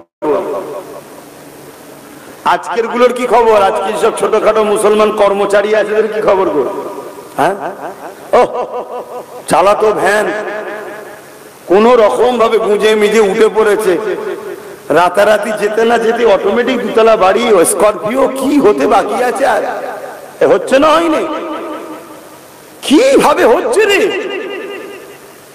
আল্লাহকে ভয় করো আমার কওম, আল্লাহকে ভয় করো। দুনিয়াদারি লোভে পড়ে কাজ করো না, আল্লাহকে ভয় করো। হযরত ওমর ফারুকের আরো একটা কথা বলি, বলবো? সবাই বলছেন তো, না কষ্ট হচ্ছে? হযরত ওমর ফারুক যখন অর্ধেক পৃথিবীর খলিফা হলেন, হুজুরের নেতৃত্বে মসজিদে আকসা, যেটা নিয়ে এখনো লড়াই চলছে, ওই মসজিদে আকসা তখনও দমন করে রোমরা দখল করে রেখেছিল। হযরত ওমর ফারুকের নেতৃত্বে সৈন্য পাঠিয়ে দিয়ে ওই রোমের হাত থেকে, রোমারীয় সৈন্যদের হাত থেকে মসজিদ আকসাকে ওমর ফারুকের খেলাফতের সময় আযাদ করা হয়েছিল। এ যুবকেরা যখন বিজয় হয়ে যায়, মসজিদ আকসা যখন ফাতে হয়ে যায়, ওই সময়তে রোমের বাদশা বলেছিল, আমরা এই মসজিদ আকসার চাবিটা হযরত ওমরের হাতে দিতে চাই। যার সৈন্য সংখ্যা এত হওয়ার কম হওয়ার পরও, যার সৈন্য সংখ্যা এত কম হওয়ার পরও আজ আমাদের কাছে বিজয় জয়লাভ করলো। আমরা রোমরা এত শক্তিশালী হওয়ার পরও উমারের সৈন্যর কাছে হেরে গেলাম। সেই উমারকে আমরা একটু দেখতে চাই এবং তিনার হাতে মসজিদ আকসার চাবিটা তুলে দিতে চাই। কথা চলে এলো, কাছের চলে এলো চিঠি নিয়ে। হযরত ওমর ফারুক যথামত রেডি হয়ে গেলে, হুজুর আমার রেডি হয়ে একটা উট নিয়ে রওনা দিলে বা একটা ঘোড়া নিয়ে উট নিয়ে রওনা দিলে, ওই উটের উপরেতে হযরত ওমর ফারুক উঠে বসলো আর সাথে একজন মানুষকে নিলেন।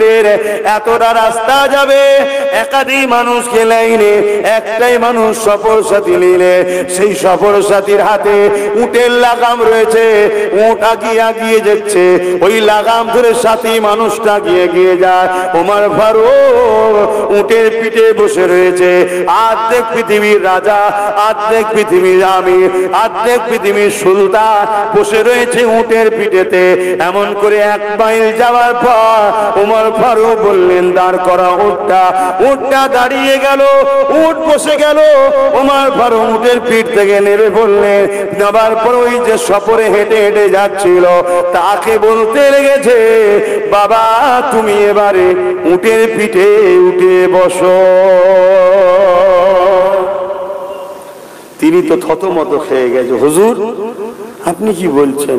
হ্যাঁ বাবা, 1 মাইল তুমি হেঁটেছো, তোমার শরীরে দেখো ঘাম বেরোচ্ছে বাবা, কত কষ্ট হচ্ছে তোমার, তুমি চেপে বসো উঠে, আমি উটের লাগাম ধরে নিয়ে যাব। বলবেন না সুবহানাল্লাহ? এই শিক্ষা ইসলাম দিয়েছে, আমার রাসূল দিয়েছে ওমর ফারুককে। আজ আমাদের ইনসাফ করা নেতা লিডার না থাকার জন্য আজকে সমাজ গরিব। কথা বুঝে আসছে? আমার অমুসলিম ভাইরাও দূরে কাছে সোশ্যাল মিডিয়াতে তারাও যদি ভাবে একটা কথা যে 79 বছর দেশ স্বাধীন হয়েছে, আমরা বারবার মুসলমান শুনি, আরে মুসলমান তো কোনোদিন না দেশ চালিয়েছে না রাজ্য চালিয়েছে, এরপরও এখনো আমরা এত গরিব বা বিপদে কেন? এর জন্য দোষী মুসলমান কি করে হলো? কথা বুঝছেন না, বোঝেন না? অতএব ভাবুন, এসব একটা পরিকল্পনা করে গরিবদেরকে শেষ করার একটা প্ল্যান চলছে আর পুরো দেশটাকে লুটা চলছে। হযরত ওমর ফারুক রাদিয়াল্লাহু তাআলা তেনাকে বললেন, ওঠো। সে তো উঠতে চাইছিলেন। তখন ওই সময় ওমর ফারুক বলছে, দেখো বাবা, কিয়ামতের দিনে আল্লাহ যদি উমারকে ধরে, উমার তুমি অর্ধেক পৃথিবীর রাজা তো তোমাকে আমি বানিয়েছি, কিন্তু একটা গরিব অসহায় তোমার সফর সাথী, তাকে তুমি এত কষ্ট দিলে।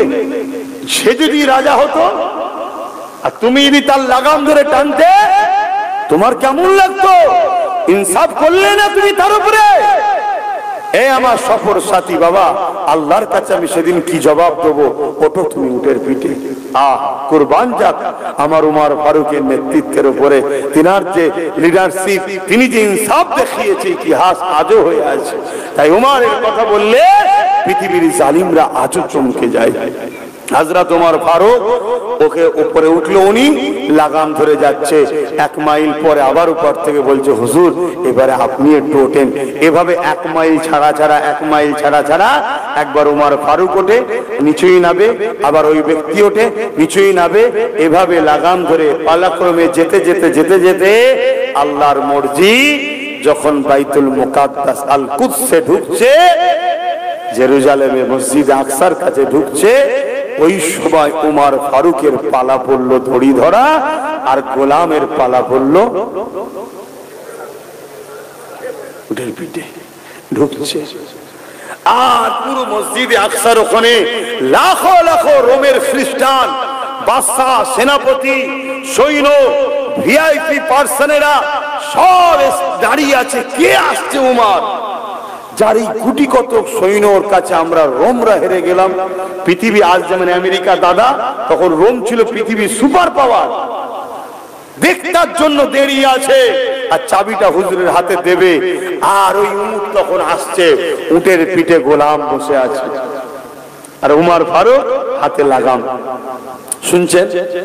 এইভাবে ঢুকছে, সবাই ঘোড়ার পিঠে যে আছে, উটের পিঠে যে আছে, তাকে ইস্তেকবাল করছে, তার জন্য জয়গান গাচ্ছে, তাকে যত সম্মান ভাবছে ওইটাই উমর। এখন তো ফটোর দুনিয়া, তখন তো ফটো ছিল না রে বাবা। তখন আগে যারা যুদ্ধ করতে গিয়েছিলেন, যারা বিজয় করেছে, সেই সকল সাহাবারা এসে বলছে, ওটা আমাদের শাহিনশাহ নয়, ওটা আমাদের খলিফা নয়, ওটা আমাদের হযরত ওমর নয়, তাহলে কে? আমাদের ওমর হলো যিনি উটের লাগাম ধরে টেনে আনছে। জোরে বলুন সুবহানাল্লাহ। সবাই অবাক হয়ে গেল, এটা কি ব্যাপার?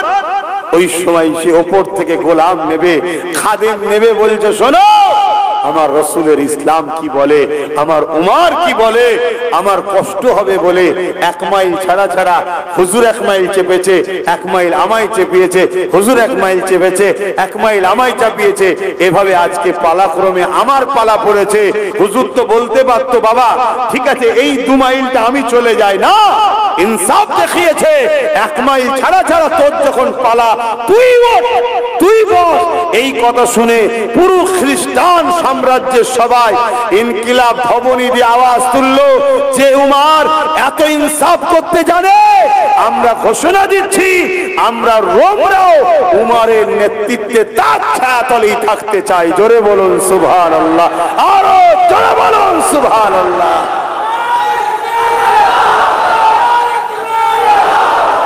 আজ মুসলিম ঘরে ভালো ভালো ছেলে আছে, তারা মানুষের সেবা করতে চায়, মানুষের কাজ করতে চায়, কিন্তু জালিমের নিচেই থাকার জন্য, জালিমের নিচেই থাকার জন্য করতে চাইলেও করতে পারছে না।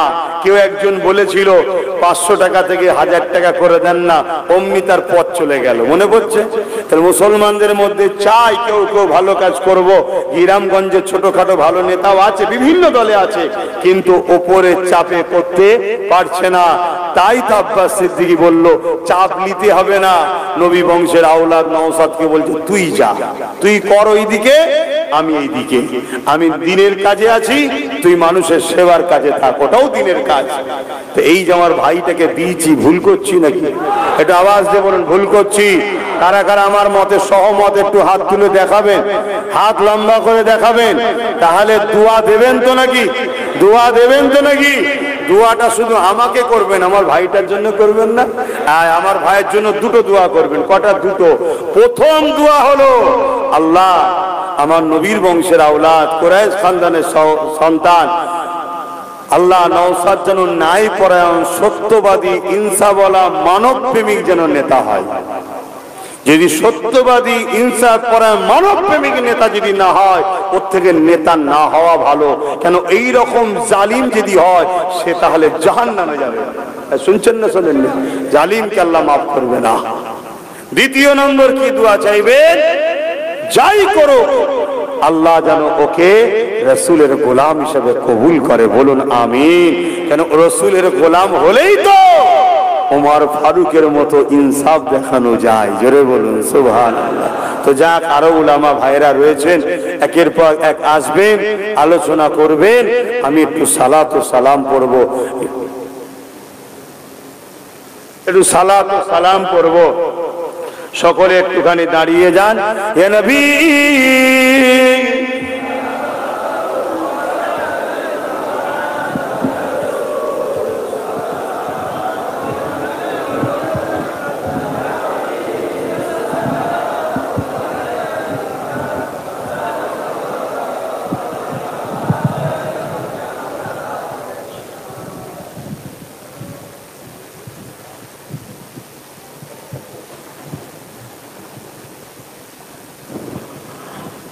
একটা বিশেষ ঘোষণা আপনাদের দিচ্ছি, একটু মন দিয়ে শুনবেন। এই যে এসআইআর নিয়ে অযথা আতঙ্ক হবার কিছু নেই। এটা ভোটার তালিকা সংশোধন হচ্ছে, সংযোজন হচ্ছে, সংশোধন হচ্ছে, সংযোজন হচ্ছে। কথা বুঝে আসছে? যেসব লোক মারা গেছে তাদের নাম ভোটার লিস্টে রয়ে গেছে, এইগুলোকে বাদ দেওয়া হচ্ছে। কথা বুঝে আসছে? এর আগে নাকি আরো 8 বার এসআইআর হয়েছে, 2002-ও নাকি বাংলা এসআইআর হয়েছিল। কথা বুঝে আসছে? ওই সময় আপনাদের আব্বা আম্মার নাম উঠেছে, আছে তো নাম? ওটা কখন উঠেছিল? 2002-এ। ঠিক আমারও আব্বা আম্মার নাম, আপনারও আব্বা আম্মার নাম 2002-এ উঠেছে, কিন্তু আমার নাম নেই। 2002-এ তো আমি ভোটার হইনি, আমার নাম উঠবে কেন? আপনাদেরও নেই, যারা যুবক ছেলে আমার বয়সী। কথা বুঝে আসছে? যারা এখানে আপনার বাপ বসে আছে সব নাম রয়েছে, আমার আব্বার নাম, আমার আম্মার নাম রয়েছে, তাহলে আপনাদের আব্বাদের নাম রয়েছে, এতে ঘাবড়াবার কিছু নেই। কথা বুঝে আসছে? এটা সংযোজন ও সংশোধন। এবং নতুন ভোটার হয়েছে, আপনারা যেমন নতুন ভোটার হয়েছেন, এতদিন ধরে ভোট দিচ্ছেন, কিন্তু এসআইআর এর নাম ওঠেনি, আমারও নাম ওঠেনি, নামটা তুলতে হবে, এর জন্য কাজ হচ্ছে। দ্বিতীয় নম্বর কথা, কিছু এমন ভোটার আছে যাদের ভোট দিচ্ছে কিন্তু তাদের কোনো অস্তিত্বই নাই, অথচ তার নামে কেউ ভোট দিচ্ছে, সেইগুলোকেও বাদ দেওয়া হবে, দিয়ে একটা এসআইআর তৈরি করা হচ্ছে। অবশ্যই নির্ভুল রাষ্ট্রীয় এসআইআর হোক, এটা আমারও দাবি, আপনাদেরও দাবি, তাই তো নাকি? কিন্তু রাজনীতির যদি এসআইআর হয় তাহলে কিন্তু এটা চরম সংবিধান বিরোধী অন্যায় হবে। এর বিরুদ্ধে কিন্তু আওয়াজ আইনত এবং রাস্তাঘাটে আন্দোলনের দ্বারা এর প্রতিশোধ, এর কি ব্যান্ড করা, এটাকে রুকার আমরা অবশ্যই লড়াই করব, তাই তো নাকি? হ্যাঁ, যেমন আজকে কেন্দ্র সরকার বা এখানে আপনাদের অনেকে চিল্লাচ্ছে মুসলমানদের বাদ দেওয়া হবে, এটা কারো বাবাখালী দেশ নয় যে বাদ দেবে বললি হয়ে গেল। কথা বুঝে আসছে না? নয়, এটা একটা প্ল্যান চলছে ভয় দেখাবার। আর যদি সত্যি এইভাবে করা হয় তাহলে সংবিধান বিরোধী, তার বিরুদ্ধে আমাদেরকে লড়াই করতে হবে। দ্বিতীয় নম্বর কথা, কেউ আবার অন্য ধর্মেরও কোনো মানুষের উপরে জুলুম হোক, ওটাও সংবিধান বিরোধী, ওটাকেও আমরা মেনে নিই না। যেটা মারা গেছে তার নাম তো কাটা দরকার, কেউ নতুন ভোটার হয়েছে তার নাম তো তোলা দরকার।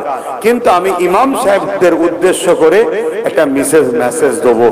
সেই মেসেজ হচ্ছে এটাই, প্রতিটা গ্রামে মানুষ এই এসআইআর কে নিয়ে এমন ভাবে বাজার গরম করেছে, একদল এ বলছে আর একদল এ বলছে, এতে সাধারণ খেটে খাওয়া মানুষ, দিনমজুরি মানুষ, গরিব শ্রেণীর মানুষ, লেবার শ্রেণীর মানুষ, গ্রাম্য এলাকার মানুষ একটু বড় আতঙ্কের মধ্যে পড়ে যাচ্ছে। তবে আমি বলবো, আতঙ্ক হয়ে নিজের জীবনের ক্ষতি করে ফেলবেন না, ঘাবড়াবার কিছু নেই। আলহামদুলিল্লাহ, এটুকু মনে রাখবেন, আপনার পীরের আওলাদ হিসাবে আগেও ছিলাম আপনাদের সাথে, আজও আছি। তবে ইমাম সাহেবকে বলবো, এই যে এসআইআর এর ফর্ম দিচ্ছে, এই ফর্ম অনেক হয়তো ঠিকভাবে ফিল আপ করতে পারবে না, ভুল করে ফেলবে, যে আপনি ইমাম হিসাবে জুম্মার নামাজের পর 1 মাস 10 দিন সময় দিচ্ছে, মসজিদের পাশে একটা চেয়ার নিয়ে, টেবিল নিয়ে, একটা ভালো শিক্ষিত ছেলেকে সাথে করে নিয়ে ফর্মগুলোকে ফিল আপ করে, যার ফর্ম তার হাতে দেবেন, 2 কপি ফিল আপ করতে হবে। এসআইআর এর যে বিএলআরও অফিসার আসবে তার একটা ফটো তুলবেন, তার কি বলে নাম, অ্যাড্রেস, ফোন নাম্বার রাখবেন, এবং তার হাতে যখন দেবেন দিবার আগে বলবেন আপনি প্রথমে স্ট্যাম্প মারেন, সই করেন। যেটা স্ট্যাম্প মেরে সই করা হবে ওটাকে নিয়ে নিজের কাছে রাখবেন, দ্বিতীয়টা দেবেন, স্ট্যাম্প মারেন, সই করেন, এটা নিয়ে যান। এটা হলো আপনার প্রুফ। যদিও কোনো রকম ভাবে আপনার নামকে ক্লিকবাজি করে কোনো রকম চক্রান্ত করে যদি বাদ দিবার চেষ্টা হয়, এই প্রুফটা আপনার কাছে রয়েছে, আর আপনার বিএলআরও যে তার নাম অ্যাড্রেস রয়েছে, ফটো তুলে রেখেছেন, দিয়েছেন, তাহলে কান টানলে মাথায় আসবে। আমি কথা দিয়ে যাচ্ছি, আমার ভাই নওশাদ সে আইনের একজন সদস্য হয়েছে, তার দ্বারা দিয়ে আপনাদের জন্য কেস লড়বো, দরকার হয় সুপ্রিম কোর্ট যেতে হয়, যাবো, ঘাবড়াবেন না, কিন্তু এই প্রুফটুকু রাখবেন। কথা বুঝে আসছে?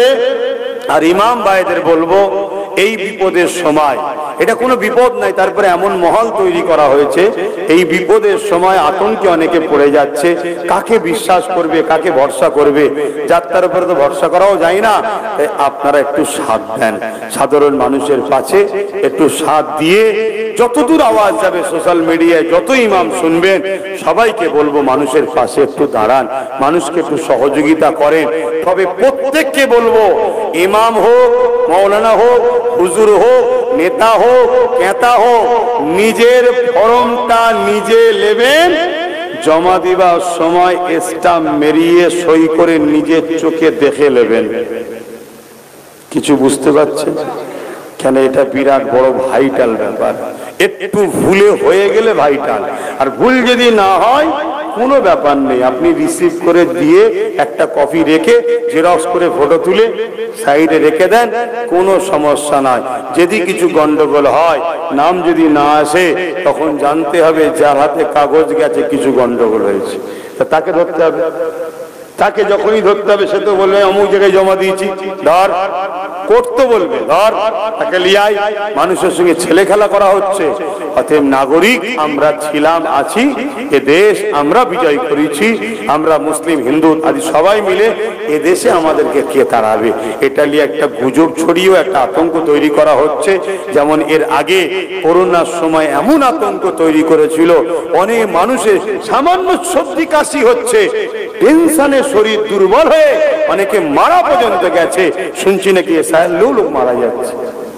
আর তুই মরেই যদি গেলি বেকার হয়ে গেল তো। অতএব এত ঘাবড়ে যাবেন না। কথা মাথায় ঢুকছে তো নাকি? আসুন আমি সংক্ষেপ করছি, আল্লাহ পাকের কাছে ছোট করে দোয়া করবো, তার আগে একটু সালাম পড়িয়া নবী সালাম ইয়া রাসূল ইয়া হাবিব সালাম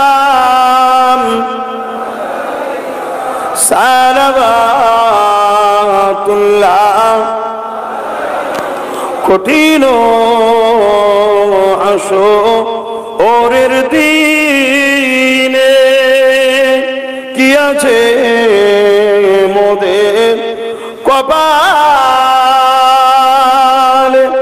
গুনাহগার উম্মাহ আত আপনার লইবেন সঙ্গে মাশরে। নবী সালাম ইয়া রাসূল ইয়া হাবিব সালাম।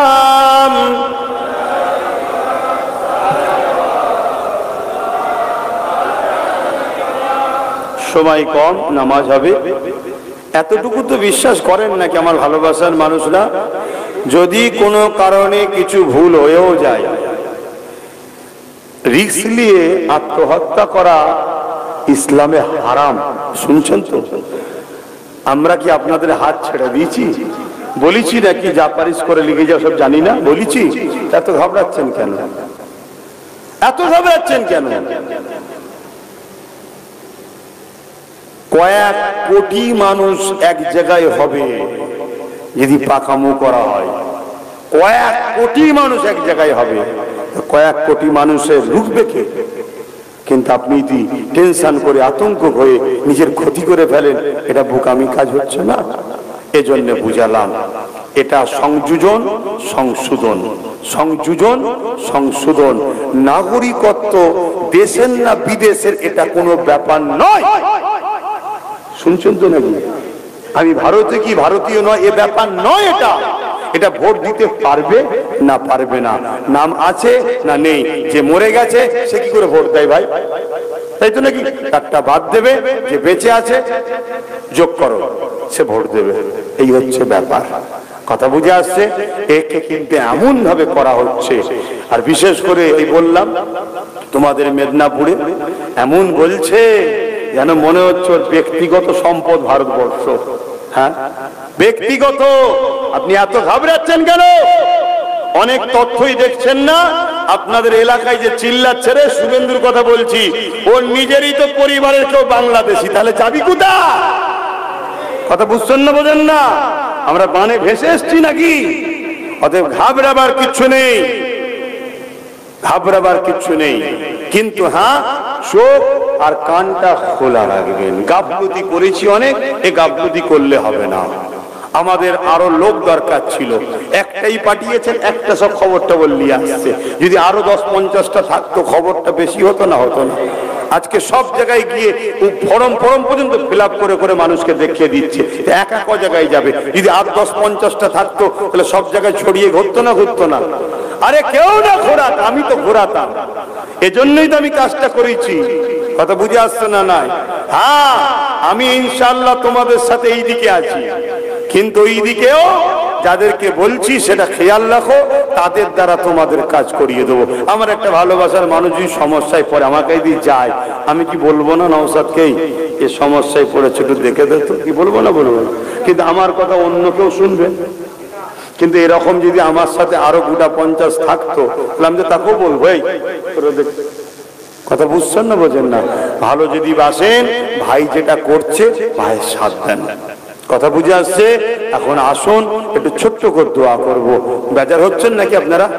কষ্ট পেচ্ছেন? বসুন, দোয়া চাওয়া হবে। সকলে একবার দরুদ শরীফ, একবার সূরা ফাতিহা শরীফ, একবার সূরা ইখলাস শরীফ, আখরি দোয়া পরে হবে। তার আগে একটা ছোট্ট কাজ আছে।